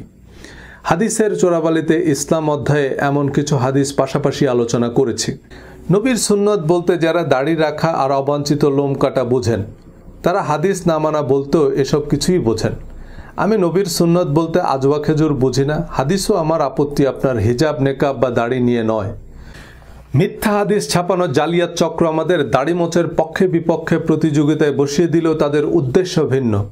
সূরা মায়দা 44 নং আয়াতে আল্লাহ বলছেন, আর যারা আল্লাহ যা নাজিল করেছেন তার মাধ্যমে বিচার বা ফয়সালা করে না তারাই কাফের। পরের আয়াতে বলেছেন, আর যারা আল্লাহ যা নাজিল করেছেন তার মাধ্যমে বিচার করে না তারাই জালেম। সূরা মায়দা 47 নং আয়াতে আবারও বলেছেন, আর আল্লাহ যা নাজিল করেছেন যারা তার মাধ্যমে বিচার ফয়সালা করে না তারাই ফাসেক বা পাপিষ্ঠ। তিনটি আয়াতে উল্লেখিত ইয়াহকুমের মূল শব্দ হুকুম। হুকুম শব্দটি বিদেশি শব্দ হিসাবে বাংলায় ব্যবহৃত হয়। মুখ্য মহানগর হাকিম, হাকিম মানে বিচারক, হুকুম মানে রায়। এ রায় হতে হবে কোরআনের দণ্ডবিধি মোতাবেক। এই আয়াতগুলোর যে কোনো অনুবাদ যে কোনো অমুসলিমকে দিলেও সে পরিষ্কার বলে দিতে পারবে এই আয়াতগুলোর অর্থ কী। এবার কোনো মুফাসসিরে কোরআনকে জিজ্ঞেস করেন যে মুরতাদ বা ধর্মত্যাগীর শাস্তি মৃত্যুদণ্ড, আল্লাহ বা নবী অবমাননার জন্য ফাঁসি বা মৃত্যুদণ্ডের বিধান কোরআনের কোন আয়াতে দেওয়া হয়েছে? ফাঁসি তো বহুদূর, কোরআন এগুলোকে শাস্তিযোগ্য অপরাধ কি বলেছে? কোরআনে যে অপরাধের নাম নিশানা নাই সে অপরাধের জন্য মৃত্যুদণ্ডের রায় যারা প্রণয়ন করলো উপরের আয়াত অনুযায়ী তারা কাফের হননি কেন? কারণ এগুলো তো কোরআনের কথা। কোরআন তো আপনি সরাসরি বুঝবেন না, হুজুর যেভাবে বুঝাবেন সেভাবে বুঝতে হবে। কারণ আল্লাহ তার রাসূলের অনুসরণ করো, আর ওলামারা রাসূলের খলিফা, খলিফারা যা বলবে তাই রাসূলের কথা। আলহামদুলিল্লাহ, এক রাসূল লোকান্তরে লক্ষ রাসূল ঘরে ঘরে। উহুদ, খন্দক সহ মুসলমানদের বিরুদ্ধে বেশিরভাগ যুদ্ধের সেনাপতি ছিলেন আবু সুফিয়ান। উহুদ যুদ্ধে মুসলমানদের নাজেহাল হতে হয়েছে খালিদ বিন ওয়ালিদের পাল্টা আক্রমণে। নবীজি সাল্লাল্লাহু আলাইহি সাল্লাম মক্কা বিজয়ের পর ঘোষণা দিলেন যারা আবু সুফিয়ানের ঘরে আশ্রয় নেবে তারা নিরাপদ। এই আবু সুফিয়ানের ছেলে হযরত মুয়াবিয়া কয়েক দশক মুসলিম বিশ্ব শাসন করেন। খালিদ বিন ওয়ালিদ মুসলিম জাহানের প্রধান সেনাপতির পদ পেয়েছেন। অবমাননা নয়, যারা নবীজিকে নিজের ভিটামাটি থেকে উচ্ছেদ করেছে, নবীর বিরুদ্ধে যুদ্ধ করেছে, নবী তাদের কি শাস্তি দিয়েছেন? নিঃশর্ত ক্ষমা ও বিশেষ সম্মান। তো নবীজির নামে মিথ্যা হাদিস বানিয়ে যারা এসব দাঙ্গা হাঙ্গামা করেন তারা কোন নবীর সুন্নত অনুসরণ করেন? ইয়াজিদ নবীর না আবু জেহেল নবীর? আল কায়দা নাকি ইসরায়েল বানিয়েছে মুসলমানদের সুনাম নষ্ট করতে। নবীর নামে এমন জঘন্য মিথ্যা হাদিসের ভিত্তিতে যারা নিরপরাধ মানুষ হত্যার দাবিতে মিছিল করে তাদেরকে কারা বানিয়েছে? যারা আগুন নিয়ে খেলছেন তারা নিজেরাও জানেন না যে এই আগুন তাদেরকে পুড়িয়ে ছারখার করবে। হাদিসের ভিত্তিতে শরিয়া আইন প্রণয়ন করে ইরান, ইরাক, সৌদি আরবে অসংখ্য ইসলামী স্কলারকে ধর্মীয় ভিন্ন মতের কারণে জেল, জুলুম ও মৃত্যুদণ্ড দেওয়া হয়েছে। কোরআনে কেসাসের আয়াতগুলো খুনের বদলে খুন, চোখের বদলে চোখ এমন পরিষ্কার হলেও যে অপরাধে আপনি একজন মুসলমানকে মৃত্যুদণ্ড দিলেন কোরআন অনুযায়ী তা অপরাধী নয়। যে হাদিস অনুযায়ী মৃত্যুদণ্ড দেওয়া হয়েছে, হাদিসের আরেকজন এমিরেটাস অধ্যাপক সে হাদিসকে জাল বলছেন। এ কেমন আইন, এ কেমন জীবন বিধান? এমন জালিয়াতি বেদ বাইবেল নিয়ে হয়েছে। সাধারণ মানুষকে বেদ বাইবেল থেকে দূরে রেখে রিলিজিয়াস এলিটরা সতীদাহ, উইচ হান্ট বা ব্লাসফেমি আইনের নামে সক্রেটিস, ব্রুনোর মতো হাজারো দীপশিখা নিভিয়ে দিয়েছে, হাজারো তরতাজা ফুল স্বামীর চিতায় জ্বালিয়ে দিয়েছে। তারপর রাজা রামমোহন রায় বেদ আর মার্টিন লুথার কিং বাইবেলকে সাধারণ মানুষের বোধগম্য করে অনুবাদ করলেন সে অন্ধকারে আলো জ্বালাতে। কোরআন বুঝে পড়ুন, আলো আসবেই। আজ যে কথাগুলো আমি বলছি, কাল এ কথাগুলো মাদানি আজহারি হুজুররা বলবেন। তাদের একটু অভয় দেন, পরিবেশ তৈরি করুন। তারা সাহস করে সত্যটুকু বললে আমাদের বলতে হয় না। তারা বললে মানুষ আরও উপকৃত হবে। বড় বড় আলেমরাও এ ব্যাপারে একমত যে কোরআনের সাথে অসামঞ্জস্যপূর্ণ হাদিস পরিত্যাজ্য। কিন্তু আলেমদেরও অনেক প্রতিবন্ধকতা আছে, দল মত, পক্ষ বিপক্ষ, স্বার্থের দ্বন্দ্ব বা নানান রকমের হুমকি আছে। চাইলেই সব সত্য বলতে পারেন না। হজরত জায়েদ রাদিয়াল্লাহু তাআলা আনহুর স্ত্রীকে তালাক দেওয়ার পর নবীজির সাথে বিয়ের ঘটনাও কোরআনে পরিষ্কার লেখা আছে, একেবারে জায়েদ নাম ধরে বলা আছে। কিন্তু হজরত আয়েশার সাথে 6 বছর বয়সে বিবাহ আর 9 বছর বয়সে সেক্স, এটা কোরআনের কোন আয়াতের হিকমা বা তাফসির? বিয়ের সময় হজরত আয়েশা রাদিয়াল্লাহু তাআলা আনহার বয়স কত ছিল তা আমরা জানি না, কারণ তা আল্লাহ আমাদের জানাননি। কেন জানাননি? প্রয়োজন মনে করেননি। কিন্তু এই তথ্য আমাদের কেন লাগবে? কিন্তু নাস্তিকদের লাগবে নবীর চরিত্র হনন করতে। হাদিসের নামে এমন অনেক বর্ণনাই নবীজির জন্য অবমাননাকর। আপনি তো অস্বীকার করতে পারবেন না, কারণ তা বুখারী শরীফের সহিহ হাদিস। নবীজির নামে ফেসবুকে আপত্তিকর কিছু লিখলে আমাদের রক্ত টকবক করে ওঠে, কিন্তু হাদিসের নামে যারা নবীকে নিষ্ঠুর, অবিবেচক, ডিক্টেটর হিসেবে উপস্থাপন করছে তাদের রাহিমাহুল্লাহ বলি। মাঙ্কি ট্র্যাপ সম্পর্কে আপনারা অনেকেই হয়তো জানেন। বানর খালি হাত ঢুকাতে পারে এমন ছোট হোলওয়ালা একটা বাক্সে কিছু বাদাম রেখে দেয় শিকারীরা। বানর হাত ঢুকিয়ে বাদাম নেওয়ার পর আর মুষ্টিবদ্ধ হাত বের করতে পারে না। বলবেন বাদাম ছেড়ে দিলেই তো হয়, কিন্তু বানর বাদাম ছাড়ে না, কারণ এই সহজ বুদ্ধিখানা অতি চালাক বানরের নাই। এত বড় বড় মুহাদ্দিস, শাইখুল হাদিস, ইসলামী বিশ্ববিদ্যালয়ের অধ্যাপকরা কি কম জানেন? বেনারস হিন্দু ইউনিভার্সিটি সহ সারা বিশ্বের শত শত হিন্দু, খ্রিস্টান, জিউইশ, বুদ্ধিস্ট ইউনিভার্সিটি আছে। সেখানেও রামায়ণ, মহাভারত, ত্রিপিটক, বাইবেল, গীতার শত সহস্র প্রফেসর আছেন। সারা জীবন পড়াশোনা করে তারা কোরআনকেই মানছে না, হাদিস তো বহুদূর। কারণ সারা জীবনের পড়াশোনা বা মদিনা আল আজহারের পিএইচডি ডিগ্রি সত্যতার মানদণ্ড নয়। একজন মুসলমান হিসাবে কোরআন আমার বাধ্যতামূলক বিশ্বাস। কোরআনই আমার কাছে একমাত্র কোষ্ঠী পাথর। আর এই কোরআন বলছে কোরআন সম্পূর্ণ, পরিপূর্ণ এবং শতভাগ প্রায়োগিক। তাফসির, জীবনী, হাদিস বা ইতিহাস হিসাবে নবীজির যত আনঅফিসিয়াল স্টেটমেন্ট আছে তা ধর্মীয় বিধানের ভিত্তি হিসাবে বিবেচনার ক্ষেত্রে প্রধান এবং প্রথম মূলনীতি হচ্ছে তা অবশ্যই কোরআনের সাথে সঙ্গতিপূর্ণ হতে হবে। কোরআনের সাথে কন্ট্রাডিক্টরি হাদিস আবু জেহেলের হাদিস। হাদিসের পক্ষে সবচেয়ে শক্তিশালী যুক্তি হচ্ছে আমাদের প্রধান ইবাদত এবং বেহেশতের চাবি নামাজ। এই নামাজ আপনি হাদিস ছাড়া কিভাবে পড়বেন? কোরআনে তো এর বিস্তারিত বিবরণ নাই। এছাড়া কোরআনের কিছু অতিপ্রাকৃতিক বিষয় যেমন জিন, ফেরেশতা ইত্যাদি হাদিস ছাড়া কিভাবে ব্যাখ্যা করবেন? অর্থাৎ কোরআনের ব্যাখ্যা, বিশ্লেষণ, প্রায়োগিক জ্ঞান হিসাবে হাদিসকে মেনে নিতে বলা হচ্ছে। আমাদের পরিচিত প্রচলিত নামাজের প্রতিটা ধাপ বর্ণনার জন্য কোরআনের 8 থেকে 10টা আয়াতই যথেষ্ট। দিনে 50 রাকাত নামাজ পড়লেও প্রতি রাকাত একই রকম। সুতরাং 1 রাকাতের বিস্তারিত নিয়ম পাওয়া গেলেই বিষয়টা সহজ হয়ে যায়। আর যিনি বলছেন যে আমরা হাদিস অনুযায়ী নামাজ পড়ি, একটু জিজ্ঞেস করবেন যে আমরা কোন কোন হাদিস অনুযায়ী নামাজ পড়ি, সে হাদিসগুলো একটু দেখান। আমি কোরআনের ভিত্তিতে কথা বলি তাই অনেকে গোমরা হয়ে যাচ্ছেন। হাদিসের সালাত এবং আমাদের নামাজ শিরোনামে আলোচনা করলে আপনি হেলির ধূমকেতুর মতো গায়েব হয়ে যাবেন। 75 বছর লাগবে আপনাকে খুঁজে বের করতে। হাদিস অনুযায়ী আমরা নামাজ পড়ি না। নামাজকে কেন্দ্র করেই মুসলমানদের মধ্যে এত এত মাযহাব, উপমাযহাব।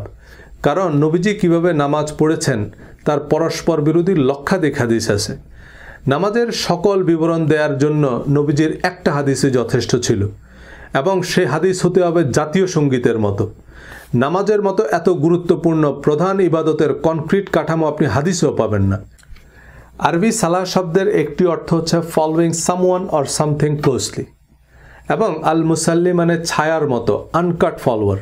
ঘোড়দৌড় প্রতিযোগিতায় যে ঘোড়া প্রথম হয় তাকে বলা হয় আস-সাবিক বা লিডার, আর দ্বিতীয় ঘোড়াকে বলা হয় আল মুসাল্লি, কারণ সে প্রথম ঘোড়ার ক্লোজেস্ট ফলোয়ার। সো কোরআনের কনটেক্সটে আকিমুস সালাহ মানে সর্বাবস্থায় কোরআন বা আল্লাহর বিধিনিষেধ ছায়ার মতো অনুসরণ করা। কোরআনের নিরবিচ্ছিন্ন অনুসরণ অর্থেই সালাত বেহেশতের চাবি। কিন্তু আমাদের জীবনে কোরআনের নিরবিচ্ছিন্ন অনুসরণ এবং সমাজে কোরআন প্রতিষ্ঠা কল্পনাতীত কঠিন, ধারণাতীত দুরূহ ব্যাপার। তাই আমরা আল্লাহর সাহায্য, দয়া ও অনুগ্রহ কামনা করি যেন আমরা বিশ্বাস ও সৎকর্মের অগ্নি পরীক্ষায় উত্তীর্ণ হতে পারি। একজন আমাকে সূরা বাকারা ৮৩ নং আয়াতের ছবি পাঠিয়েছেন সালাত কায়েমের অংশটুকু হাইলাইট করে।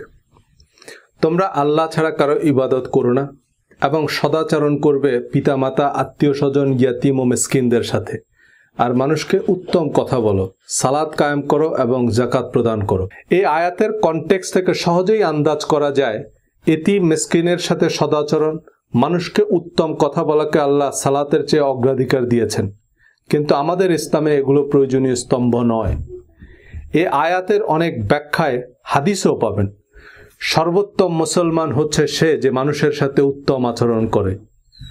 ইমাম নববী রহমতুল্লাহ আলাইহি রিয়াদুস সালেহিনে কোরআনের সাথে সঙ্গতিপূর্ণ সৎকর্মের হাদিসগুলো সংকলন করেছেন। এই হাদিসগুলোর সমস্যা হচ্ছে এগুলো নিয়ে মারামারি করা যায় না, ঝগড়া জমে না, আসর গরম হয় না। এই হাদিসগুলো নিয়ে নাস্তিকরাও আপত্তি করবে না। কিন্তু আমাদের তারাবি নামাজ কয় রাকাত, মাওলা আলী, ইমাম মাহদির হাদিসের মতো ময়দান গরম করা হাদিস লাগবে, যেগুলো নিয়ে যুদ্ধ বাঁধিয়ে দেয়া যাবে। কোরআনের যে ধারণাগুলোর সাথে আমাদের প্রচলিত নামাজকে খুব সহজেই যুক্ত করা যায় তা হচ্ছে দোয়া। সূরা তাওবা আয়াত ১০৩, ওয়াসাল্লি আলাইহিম ইন্নাস সালাতাকা সাকানুল লাহুম, আর তাদের জন্য দোয়া করো, নিশ্চয়ই তোমার দোয়া তাদের জন্য প্রশান্তিকর। আমাদের প্রচলিত বা পরিচিত নামাজের যে কাঠামোতা কোরআন বিরুদ্ধ নয়, এবং আমরা নামাজ পড়ি হযরত ইব্রাহিম আলাইহিস সালামের পরম্পরা বা ধারাবাহিকতা অনুযায়ী। তিনি আমাদের নাম রেখেছেন মুসলমান। আমাদের পূর্ববর্তীরা এবং আমরা সেই একই ধারাবাহিকতায় নামাজ পড়ি। কোরআনের মতোই নামাজ বা প্রার্থনার রীতি আল্লাহই সুরক্ষিত রেখেছেন। নামাজ বা প্রার্থনা হচ্ছে আত্মশুদ্ধির পথ, আত্ম উন্নয়নের সিঁড়ি। এই সালাত বা প্রার্থনায় সবচেয়ে জরুরি হচ্ছে স্টেট অফ মাইন্ড। প্রার্থনার নির্দিষ্ট ফর্ম এবং ফরম্যাট আল্লাহ কোরআনে প্রোফাইল পিকচার হিসাবে সেট করে দিয়েছেন। সে নির্দিষ্ট ফর্ম এবং ফরম্যাটে আবেদন না করলে আবেদনপত্র গৃহীতই হবে না। প্রার্থনার আধ্যাত্মিক শক্তি অধ্যায়ে এবং ভিডিওতে আলোচনা করেছি বিস্তারিত। নামাজের প্রতি রাকাতে আমরা সূরা ফাতিহা পড়ি। সূরা ফাতিহায় আমরা যা বলি তা যদি আমরা আমাদের জীবনের জিপিএস হিসাবে সেট করি, আমরা কখনোই পথ হারাবো না। কিন্তু কতজন সূরা ফাতিহার অর্থ জানি, মর্মার্থ বুঝি? সূরা তাওবা ৬০ নং আয়াতে যাকাত ফরজ করা হয়েছে, কিন্তু এই আয়াতে যাকাত নয়, আল্লাহ সাদাকা বা দান শব্দটি ব্যবহার করেছেন। সাদাকাকে আমরা যাকাত বলছি। কেন বলছি? রোগ জটিল করতে। কোরআন যেটাকে ঈমান বলছে, আমরা সেটাকে আকীদা বলছি। সহি আকীদার দোকান খুলতে। সহি আকীদা শব্দটাই তো সহি নয়। আল্লাহ ঈমান বলেছে, ঈমান বা বিশ্বাসের তালিকাও দিয়েছেন। এর বাইরে নতুন নতুন বিশ্বাসের শর্ত জুড়ে পাইকারি হারে কাফের মোরতাদের ফতোয়া দেওয়ার লাইসেন্স কে দিল? আহলে কোরআন নামেও একটা লিমিটেড কোম্পানি আছে, এরা বেশিরভাগই কার্যত আহলে কোরআন না। আবার আহলে কোরআনকে ভ্রান্ত প্রমাণ করার সুবিধার্থে অনেকে তাদের হয়ে কিছু কল্পিত মতবাদ তৈরি করেছে, তাদের জল্পিত কল্পিত ইতিহাস তৈরি করেছে, তাদের ভ্রান্ত ভ্রষ্ট বিশ্বাসের ফিরিস্তি শোনাচ্ছেন। কোরআনের নামেও লিমিটেড কোম্পানি খোলার অনুমতি দেয় না। কোরআনের বরাত দিয়ে কে কি বলল তাকে নিয়ে আমার গবেষণা করার কি দরকার? আমার কাছে সত্য মিথ্যার পার্থক্যকারী কোরআন আছে। আপনি কোরআন খুলে দেখুন। কোরআনের উল্টা কথা বললে সে আহলে কোরআন নয়, আহলে আবু জেহেল। কিন্তু কোরআনের কথা বললে তাকে ভ্রান্ত বলাটা কি কোরআনকে প্রশ্নবিদ্ধ করা নয়? আহলে কোরআনের মতো লিমিটেড কোম্পানি হাদিসের নামেও আছে অসংখ্য। আহলে হাদিস বা আহলে সুন্নাহ মানে কোরআনের চেয়েও আরও বাড়তি কিছু করেন, কিন্তু বাস্তবে কোরআন বহির্ভূত কিছু রীতি রেওয়াজ নিয়ে মারামারি করলেও কোরআনের সাথে সঙ্গতিপূর্ণ হাদিস মানে না। কোরআনে বিশ্বাস ও সৎকর্মের যে তালিকা তা হাদিসও সমানুপাতিক গুরুত্বের সাথেই আলোচনা করা হয়েছে, কিন্তু আমাদের ধর্মচর্চায় সেসব হাদিসও অগ্রাধিকার পায়নি। ইমাম আবু হানিফা এবং নাসিরউদ্দিন আলবানী সহ অন্যান্য ইমামরাও বিশ্বাস ও সৎকর্মকে যথাযথ গুরুত্বের সাথেই আলোচনা করেছেন। এমনকি আমাদের আলেম ওয়াইজিনরাও তা গুরুত্বের সাথেই আলোচনা করেন, কিন্তু তা আমাদের মনোযোগ আকর্ষণ করে না। হাদিস, মাযহাব, তাফসির মাহফিল, জীবন জিজ্ঞাসা যেখানেই যাই আমাদের প্রশ্ন আজওয়া খেজুরের ফজিলত, রোজার নিয়ত কি মাইকে করতে হবে না মুখে করলেও হবে? মহিলাদের প্রজেক্টরে ওয়াজ শোনা যাবে কিনা ইত্যাদি জীবনের সাথে সম্পর্কহীন বিষয়াদি। একজন কৃষক জানে যত তাড়াতাড়ি সে আগাছা চিহ্নিত করে তা উপড়ে ফেলতে পারবে ততই তা তার জন্য সাশ্রয়ী। কারণ আগাছা তার সার, সেচ, পরিচর্যায় ভাগ বসায় কিন্তু কোনো ফল দেয় না। শস্যের চেয়ে আগাছা আলাদা করতে এবং তা উপড়ে ফেলতে কৃষক বিশেষ ধরনের নিড়ানি ব্যবহার করে। ধর্মের আগাছা তুলতে সে অব্যর্থ নিড়ানি হচ্ছে কোরআন। আপনি তামাম জাহান ঘুরে যত সোনাদানাই সংগ্রহ করেন, দিন শেষে কোষ্ঠী পাথর হচ্ছে কোরআন। কোরআন বলবে সে সোনা আসল না নকল, 22 ক্যারেট না 24 ক্যারেট। অনেকে দাবি করেন আরবি ভাষা ব্যাকরণ না বুঝলে কোরআন যথাযথভাবে বোঝা সম্ভব নয়। ভালো কথা, তো সেই আরবি ভাষা ব্যাকরণ জানা আন্তর্জাতিক খ্যাতিসম্পন্ন মুফাসসিরে কোরআন আরবি তেলাওয়াত করে অতঃপর বাংলাতে তর্জমা করেই বোঝাবেন এবং আপনি শেষ পর্যন্ত ওই বাংলাটুকুই বুঝবেন। কোরআনের প্রসিদ্ধ অনুবাদ আরবি ভাষা ব্যাকরণ আনুষঙ্গিক বিষয়াদি জানা আলেমরাই করেছে। ইসলামিক ফাউন্ডেশনের কোরআন অনুবাদ ডক্টর মোহাম্মদ শহীদুল্লাহর মতো ভাষাবিদ, আল্লামা কাশগরির মতো বিজ্ঞ আলেমদের সমন্বয়ে গঠিত কমিটি করেছে। ইংরেজি অনুবাদে বাজেট আরও বেশি, কিন্তু এক একজন এক এক রকম তাফসির, শানে নজুল, ইতিহাস যোগ করে সোজা জিনিসকে উল্টো বোঝাবে। সেটা না বুঝলে আবার মুরতাদ। কোরআন অনুযায়ী অভিজাত সুন্দর পোশাকই ইসলামী পোশাক। আল্লাহ বলেছেন, হে নবী আপনি বলুন কি হারাম করেছে আল্লাহর সৌন্দর্য উপকরণ যা তিনি তার বান্দাদের জন্য সৃষ্টি করেছেন। আল্লাহ নবীকে বলতে বলেছেন, আর মুমিন নারীদেরকে বলো তারা যেন তাদের দৃষ্টি সংযত রাখে এবং তাদের প্রাইভেট পার্ট আবৃত রাখে। একই শব্দ একই কথা পুরুষদের জন্য। মুমিন পুরুষদের বলো তারা যেন তাদের দৃষ্টি সংযত রাখে আর প্রাইভেট পার্ট আবৃত রাখে। এর অতিরিক্ত মহিলাদের ওড়না দিয়ে বুক ঢেকে রাখতে বলা হয়েছে আর একটা চাদর ঝুলিয়ে দিতে বলা হয়েছে আভিজাত্যের প্রতীক হিসাবে, যাতে তাদের অ্যাবিউজড করা না হয়। সূরা আহজাবে আল্লাহ বলেছেন এটা উত্তম যাতে তাদের চেনা যাবে যে তারা অভিজাত এবং স্বাধীন মহিলা, যাতে তারা অ্যাবিউজড বা বৈষম্যের শিকার হবে না। কিন্তু মাথাকে প্রাইভেট পার্ট বানানো, ওড়নাকে হিজাব আর চাদরকে নিকাব বানানোর জন্য দুনিয়ার তাফসির জড়ো করছি। কিন্তু এর আগের আয়াতে আল্লাহ বলেছেন, আর যারা মুমিন নরনারীকে তাদের কৃত কোনো অন্যায় ছাড়াই কষ্ট দেয় নিশ্চয়ই তারা বহন করবে অপবাদ ও সুস্পষ্ট পাপ। এই দুই আয়াতের মধ্যেই কোনটা পাপ আর কোনটা সাধারণ সামাজিক গাইডলাইন এটা বুঝতে কি আপনার আল আজহার ইউনিভার্সিটিতে পড়া লাগবে? কিন্তু পোশাক নিয়ে কোরআনের বক্তব্য তুলে ধরায় অনেক ধর্মপ্রাণ মানুষ অকথ্য ভাষায় গালাগাল করলেন, হত্যার হুমকিও দিয়েছেন। আমি কোরআনের কথাই বলেছি, আপনার বাড়ির কোরআন খুলে দেখুন, ভুল বললে রেফারেন্স সহ কমেন্ট করুন। খ্রিস্টানদের ক্রুশে যে যিশুর মূর্তি আছে তাতে যিশুর দাড়ি আছে। তার মানে দাড়ি যদি কোনো নির্দিষ্ট ধর্মের প্রতীক হয় তবে সবার আগে তা খ্রিস্ট ধর্মের প্রতীক। দাড়ির হাদিসগুলো পরস্পর বিরোধী। মুশরিকদের বিরোধিতা করো, দাড়ি বড় করো, গোপ ছোট করো। মুশরিকদেরও দাড়ি ছিল, তো দাড়ি রাখলে মুশরিকদের বিরোধিতা হয় কি করে? দাড়ি, বোরখার ভিডিও এবং ইসলামী পোশাক অধ্যায়ে বিস্তারিত রেফারেন্স সহ আলোচনা করেছি। কোরআন যেসব জিনিসকে হারাম বা ফরজ করেছে সে সম্পর্কে স্পষ্ট করেই হুররিমাত আলাইকুম, তোমাদের উপর হারাম করা হয়েছে, বা সুদকে হারাম করা হয়েছে, তোমাদের উপর রোজাকে ফরজ করা হয়েছে, তোমাদের জন্য হালাল করা হয়েছে, এমন শব্দ ব্যবহৃত হয়েছে। এছাড়া যেগুলো শাস্তিযোগ্য অপরাধ সেখানে পাপ কাজ, শয়তানের কাজ, শাস্তি, দুঃসংবাদ, জ্বলন্ত অগ্নিকুণ্ডে নিক্ষেপ করা এই জাতীয় শব্দ ব্যবহার করা হয়েছে। কিন্তু কোরআনের 3 চিমটি লবণের রেসিপিকে 3 কেজি লবণে পরিণত করে যে শরবত আমরা বানিয়েছি তা আমরাই গিলতে পারছি না। ভিন্ন ধর্মাবলম্বীদের সম্পর্কে কোরআন অধ্যায়ের আলোচনা মূলত সংশ্লিষ্ট ধর্মাবলম্বীদের উদ্দেশ্যে। ভিন্ন ধর্মাবলম্বীদের সম্পর্কে কোরআনের এই উদারনৈতিক বক্তব্যে অনেক অমুসলিমরাও কোরআনের প্রতি শ্রদ্ধা প্রদর্শন করে কমেন্ট করলেও অনেকে কোরআনের সেই আয়াতগুলোকে বাতিল বলে দিয়েছেন। কোরআনের কিছু আয়াত মনসুখ বা বাতিল এটা বিশ্বাস না করলেও নাকি আপনি কাফের। তবে কোরআনের কয়টা আয়াত মনসুখ হয়েছে তা নিয়ে ফুকাহায়ে কেরামদের মধ্যে মতভেদ আছে। তাতে 6 থেকে 600 আয়াত বাতিল হয়েছে বলে মত আছে।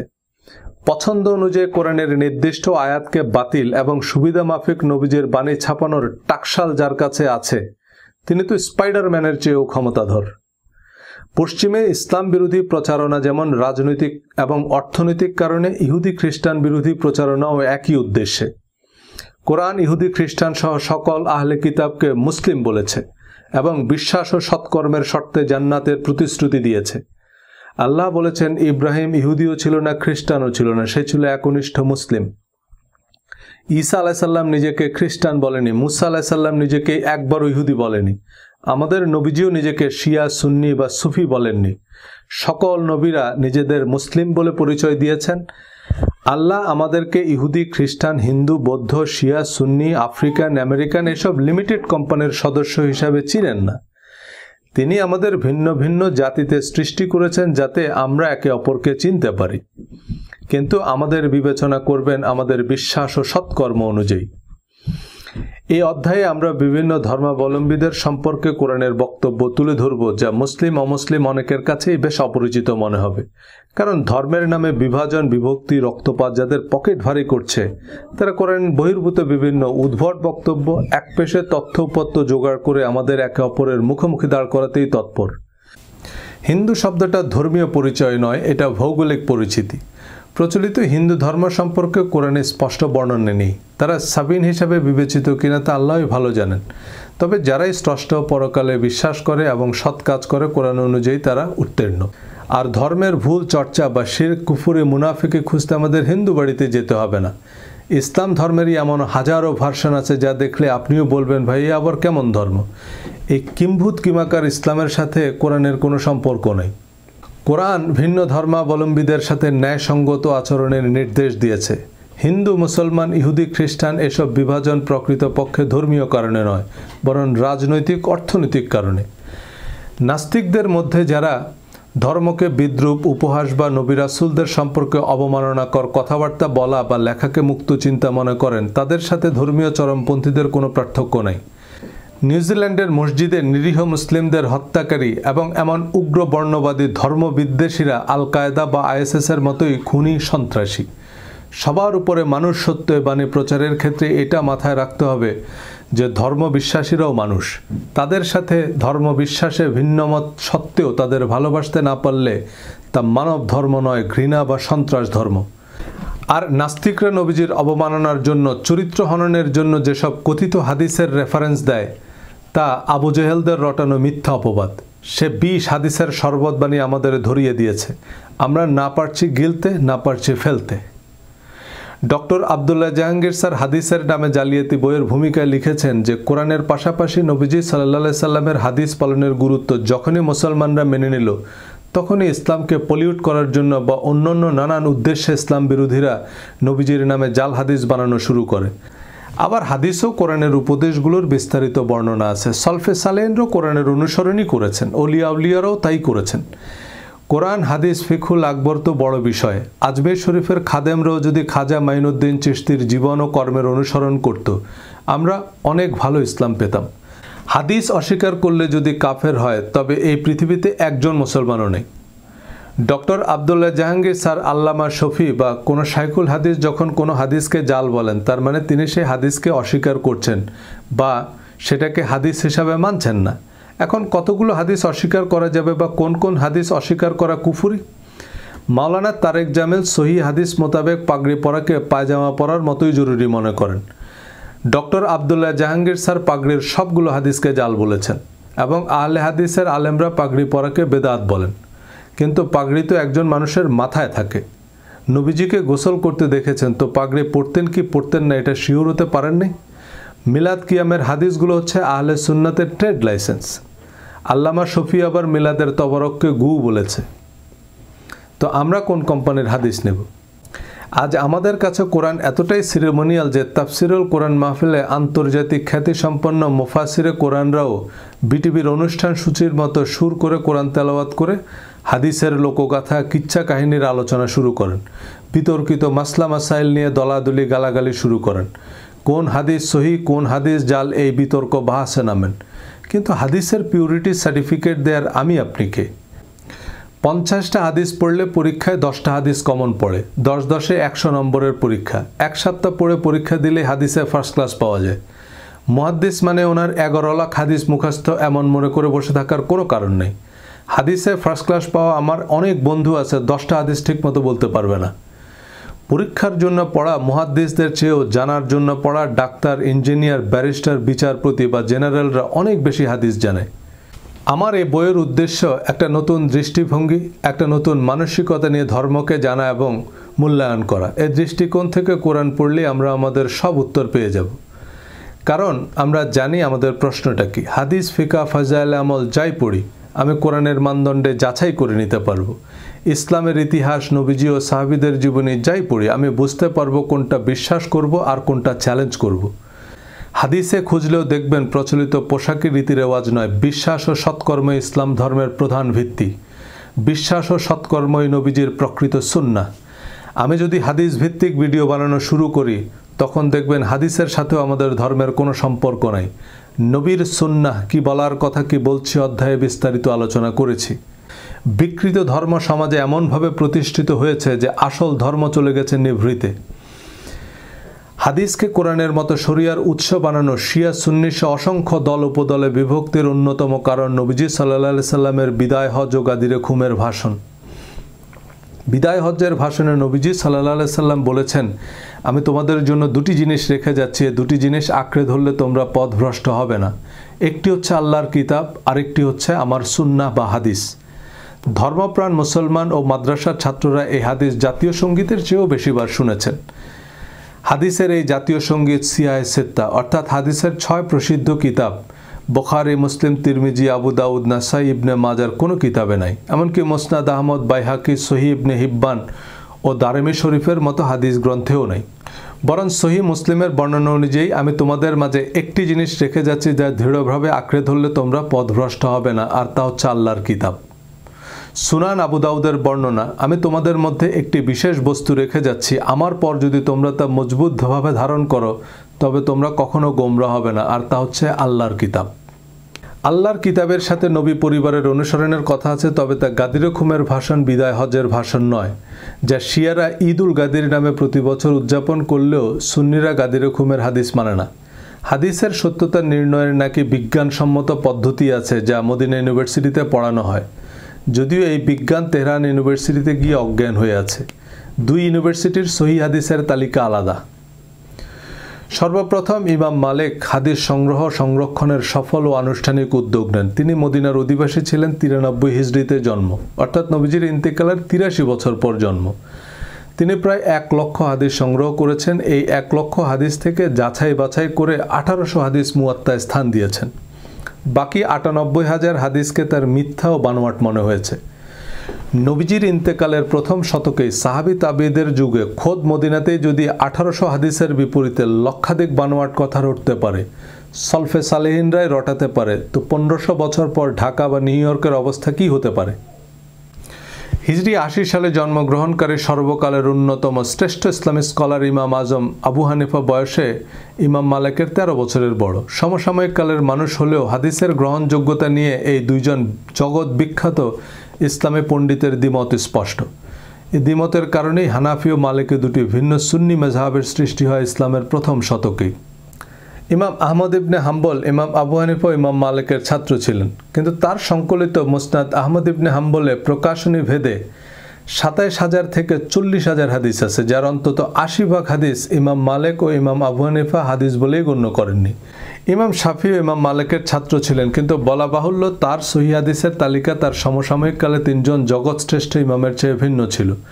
এই প্রধান 4টি মাযহাব ছাড়াও অসংখ্য ক্ষুদ্র ও মাঝারি লিমিটেড কোম্পানি আছে ইসলামে, যার পুঁজি এ হাদিস সহিহ, এ হাদিস জাল।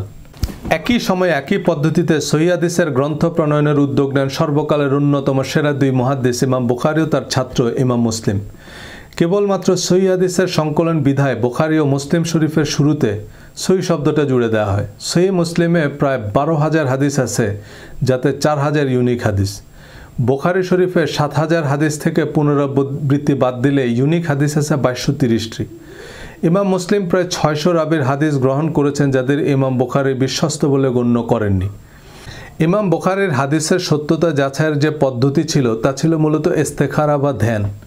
ধ্যান বা স্বপ্নযোগে প্রাপ্ত সিদ্ধান্ত কি বিজ্ঞানসম্মত বা গ্রহণযোগ্য এভিডেন্স? ধ্যান বা স্বপ্নের বৈজ্ঞানিক ব্যাখ্যা থাকতে পারে, কিন্তু কারো স্বপ্নে দেখা সাক্ষ্যের উপর কোনো বিচারিক সিদ্ধান্ত নেওয়া যায়? জগৎশ্রেষ্ঠ হাদিস বিশারদ ইমাম মুসলিম ৬-৭ লক্ষ হাদিস যাচাই বাছাই করে ১২,০০০ সহিহ হাদিসের যে তালিকা চূড়ান্ত করেছেন, তার সতীর্থ ইমাম তিরমিজি, ইমাম নাসাই এবং শিক্ষক ইমাম বুখারী সে তালিকার কয়েক হাজার হাদিসকে হাদিস বলেই গণ্য করছেন না।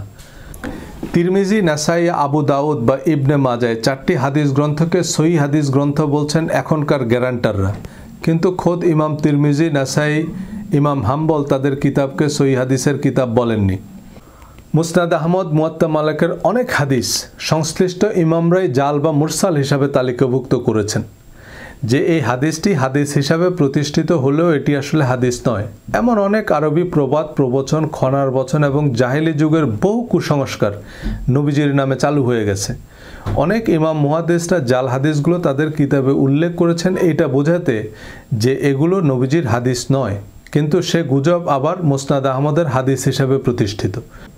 মুঘল সম্রাট আওরঙ্গজেব আলমগীরের নির্দেশে ফতোয়া আলমগীরি সংকলিত হয়, যা ছিল মূলত তৎকালীন মুঘল সরকারের রাষ্ট্রীয় আইন। এখন হানাফি মাযহাবের অনেক আলেম ফতোয়া আলমগীরির ভিত্তিতে ফতোয়া দেয়। এখানেই হচ্ছে সমস্যাটা। ফিকহুল আকবর ফতোয়া আলমগীরি ইসলাম ধর্ম নয়। ফতোয়া আলমগীরিকে বেদাতের এনসাইক্লোপিডিয়া বললে আহলে হাদিসের লোকেরা খুব খুশি হবেন। আমি আন্তর্জাতিক সম্পর্কের ছাত্র। আন্তর্জাতিক সম্পর্কের ইতিহাসে 1919 সালের আগের কিছু পড়ানো হয় না। 1919 সালের প্রথম বিশ্বযুদ্ধ শেষ হয়। প্রথম বিশ্বযুদ্ধের আগের পৃথিবীর সাথে এখনকার পৃথিবীর কোনো সম্পর্ক নেই। তার আগের ইতিহাস উপন্যাসের মতো আনন্দের খোরাক হতে পারে, কিন্তু এখনকার পৃথিবীতে তার কোনো প্রভাব নেই। পৃথিবীর মানচিত্রই বদলে গেছে। আপনি সেই বল্লাল সেন, লক্ষণ সেন, চেঙ্গিস খানের ইতিহাস কাম না থাকলে পড়তে পারেন, কিন্তু এগুলো এখনকার পৃথিবীতে গল্প উপন্যাসের চেয়ে বেশি কিছু নয়। একইভাবে যারা ইসলাম প্রতিষ্ঠার নামে আব্বাসীয়, ওসমানী বা উমাইয়া শাহ প্রশাসনের আইন হুবহু বাস্তবায়ন করতে চান, কিছু পোশাকের রীতি রেওয়াজ প্রতিষ্ঠা করতে চান, তারা ইসলাম প্রতিষ্ঠার পথকে দুর্গম করে তুলেছেন। ইমাম আবু হানিফা, ইমাম মালিকের মতো স্কলাররা এখনকার বেশিরভাগ মুফতি মুহাদ্দিসদের মতো নিধিরাম সর্দার ছিলেন না। তারা রাষ্ট্রের নীতি নির্ধারক ছিল। তারা তাদের সময়ের সেরা রাষ্ট্রবিজ্ঞানী, সমাজবিজ্ঞানীও ছিল। তারা তখনকার রাষ্ট্র বিশ্ব ব্যবস্থার প্রয়োজন অনুযায়ী কোরআন ভিত্তিক আইন প্রণয়ন করেছে। তাদের নামেও অসংখ্য মিথ্যা ফতোয়া বানিয়েছে জালিয়াত চক্র। তাই সেসব আইন যারা এখনকার সমাজ বা রাষ্ট্রে অবিকল প্রয়োগ করতে চান, তারা নিজেরাও জানে না তারা কি বলছে। এখন দ্বিতীয়ার্ধের খেলা চলছে। আগের গোল পোস্টে গোল দিলে তা আত্মঘাতী গোল হবে। এই আত্মঘাতী গোলই দিচ্ছেন আমাদের সুপারস্টাররা। এই কিং কর্তব্য বিমূঢ় শরিয়া আইনকে ইসলাম হিসাবে প্রতিষ্ঠা করা ইসলাম নতুন প্রজন্মের কাছে গেলার অযোগ্য ঢেকিতে পরিণত হয়েছে। প্রচণ্ড ধর্মপ্রাণ মানুষও ধর্মনিরপেক্ষতাকেই বিজ্ঞানসম্মত মনে করে। তারাও ইসলামী দলের ম্যানিফেস্টোতে ভরসা রাখতে পারে না। বিস্তারিত রেফারেন্স সহ আমার বই আলোচনা করেছি। আল্লাহর বিধান আর মানুষের বিধানের পার্থক্য বুঝতে বইটি আপনাকে সাহায্য করবে। কিন্তু বিষয়গুলো এতই হিজিবিজি যে ঘুরে ফিরে আবার সেই একই প্রশ্ন। তাই বইটির রেফারেন্স হিসাবে হাতের কাছে রাখবেন, কারোর সাথে তর্কে জেতার দরকার নেই। হাদিস, তাফসির, ইতিহাস, উপন্যাস সবই পড়বেন, সবার আলোচনায় শুনবেন, কিন্তু আপনি বুঝতে পারবেন যে কোন পানি পান করবেন আর কোন পানি কৃষিকাজে ব্যবহার করবেন।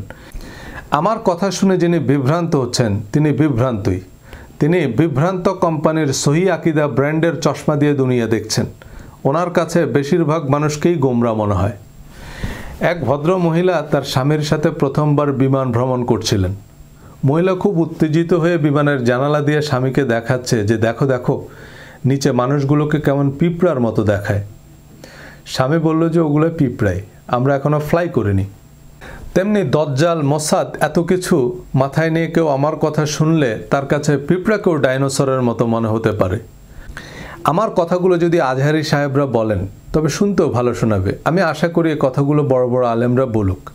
এই আত্মসমালোচনার সময় এসেছে। আমি চাই না মুসলমানদের সমালোচনা CNN বা BBC করুক, আমাদের আলেমরাই করুক। চৌকিদারের বেতের বাড়ি খাওয়ার চেয়ে বাপের হাতে মায়ের খাওয়া ভালো। আলেমরা বোঝাক যে না, তসলিমা নাসরিনের কল্লা কাটার নাম ইসলাম নয়। তসলিমা নাসরিনের প্রথম বই প্রকাশের পর আল্লামা শফি যদি তসলিমার বাড়িতে দৌড়ে যেত, নবীর পথে কাটা দেয়া বুড়ির মতো তসলিমা নাসরিন দ্বিতীয় বই লেখার কোনো কারণ খুঁজে পেত না। আসাদ নূর একবার আমার একটা ভিডিও দেখে মেসেঞ্জারে আমার সাথে প্রায় 2 ঘন্টা কথা বলেছে। এই 2 ঘন্টায় আমার একবারও মনে হয়নি যে ছেলেটা নাস্তিক। সে উল্টা আমাকে ধর্মের উপযোগিতা বুঝাচ্ছে।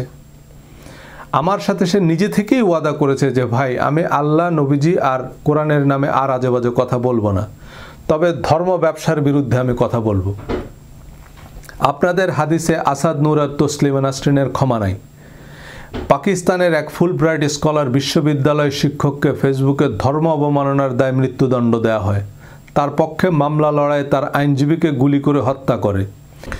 কিন্তু আবু জেহেলের পুত্র ইকরিমা বদর উহুদ যুদ্ধে তো অনেক সাহাবীকে হত্যা করেছেই, মক্কা বিজয়ের সময়ও হারামের সীমানায় অর্থাৎ যুদ্ধ নিষিদ্ধ এলাকায় মুসলমানদের উপর ইকরিমা ব্যর্থ আক্রমণ করে।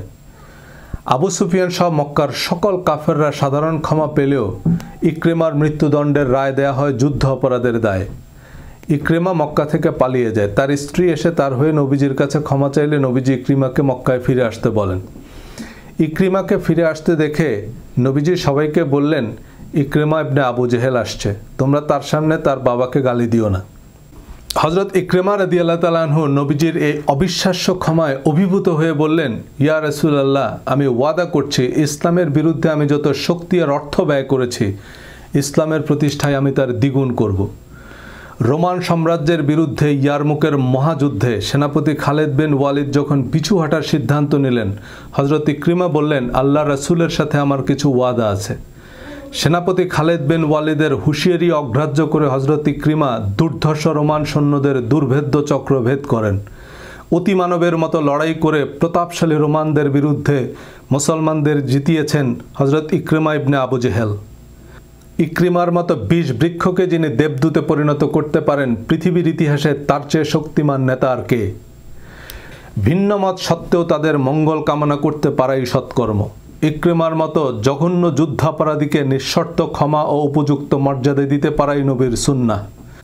এই বিশ্বাস ও সৎকর্মের দুর্গম গিরিপথ অতিক্রম করতে আল্লাহ আমাদের সহায় হন এবং আমাদের সৌভাগ্যবানদের অন্তর্ভুক্ত করুন। সবাইকে ধন্যবাদ। আসসালামু আলাইকুম।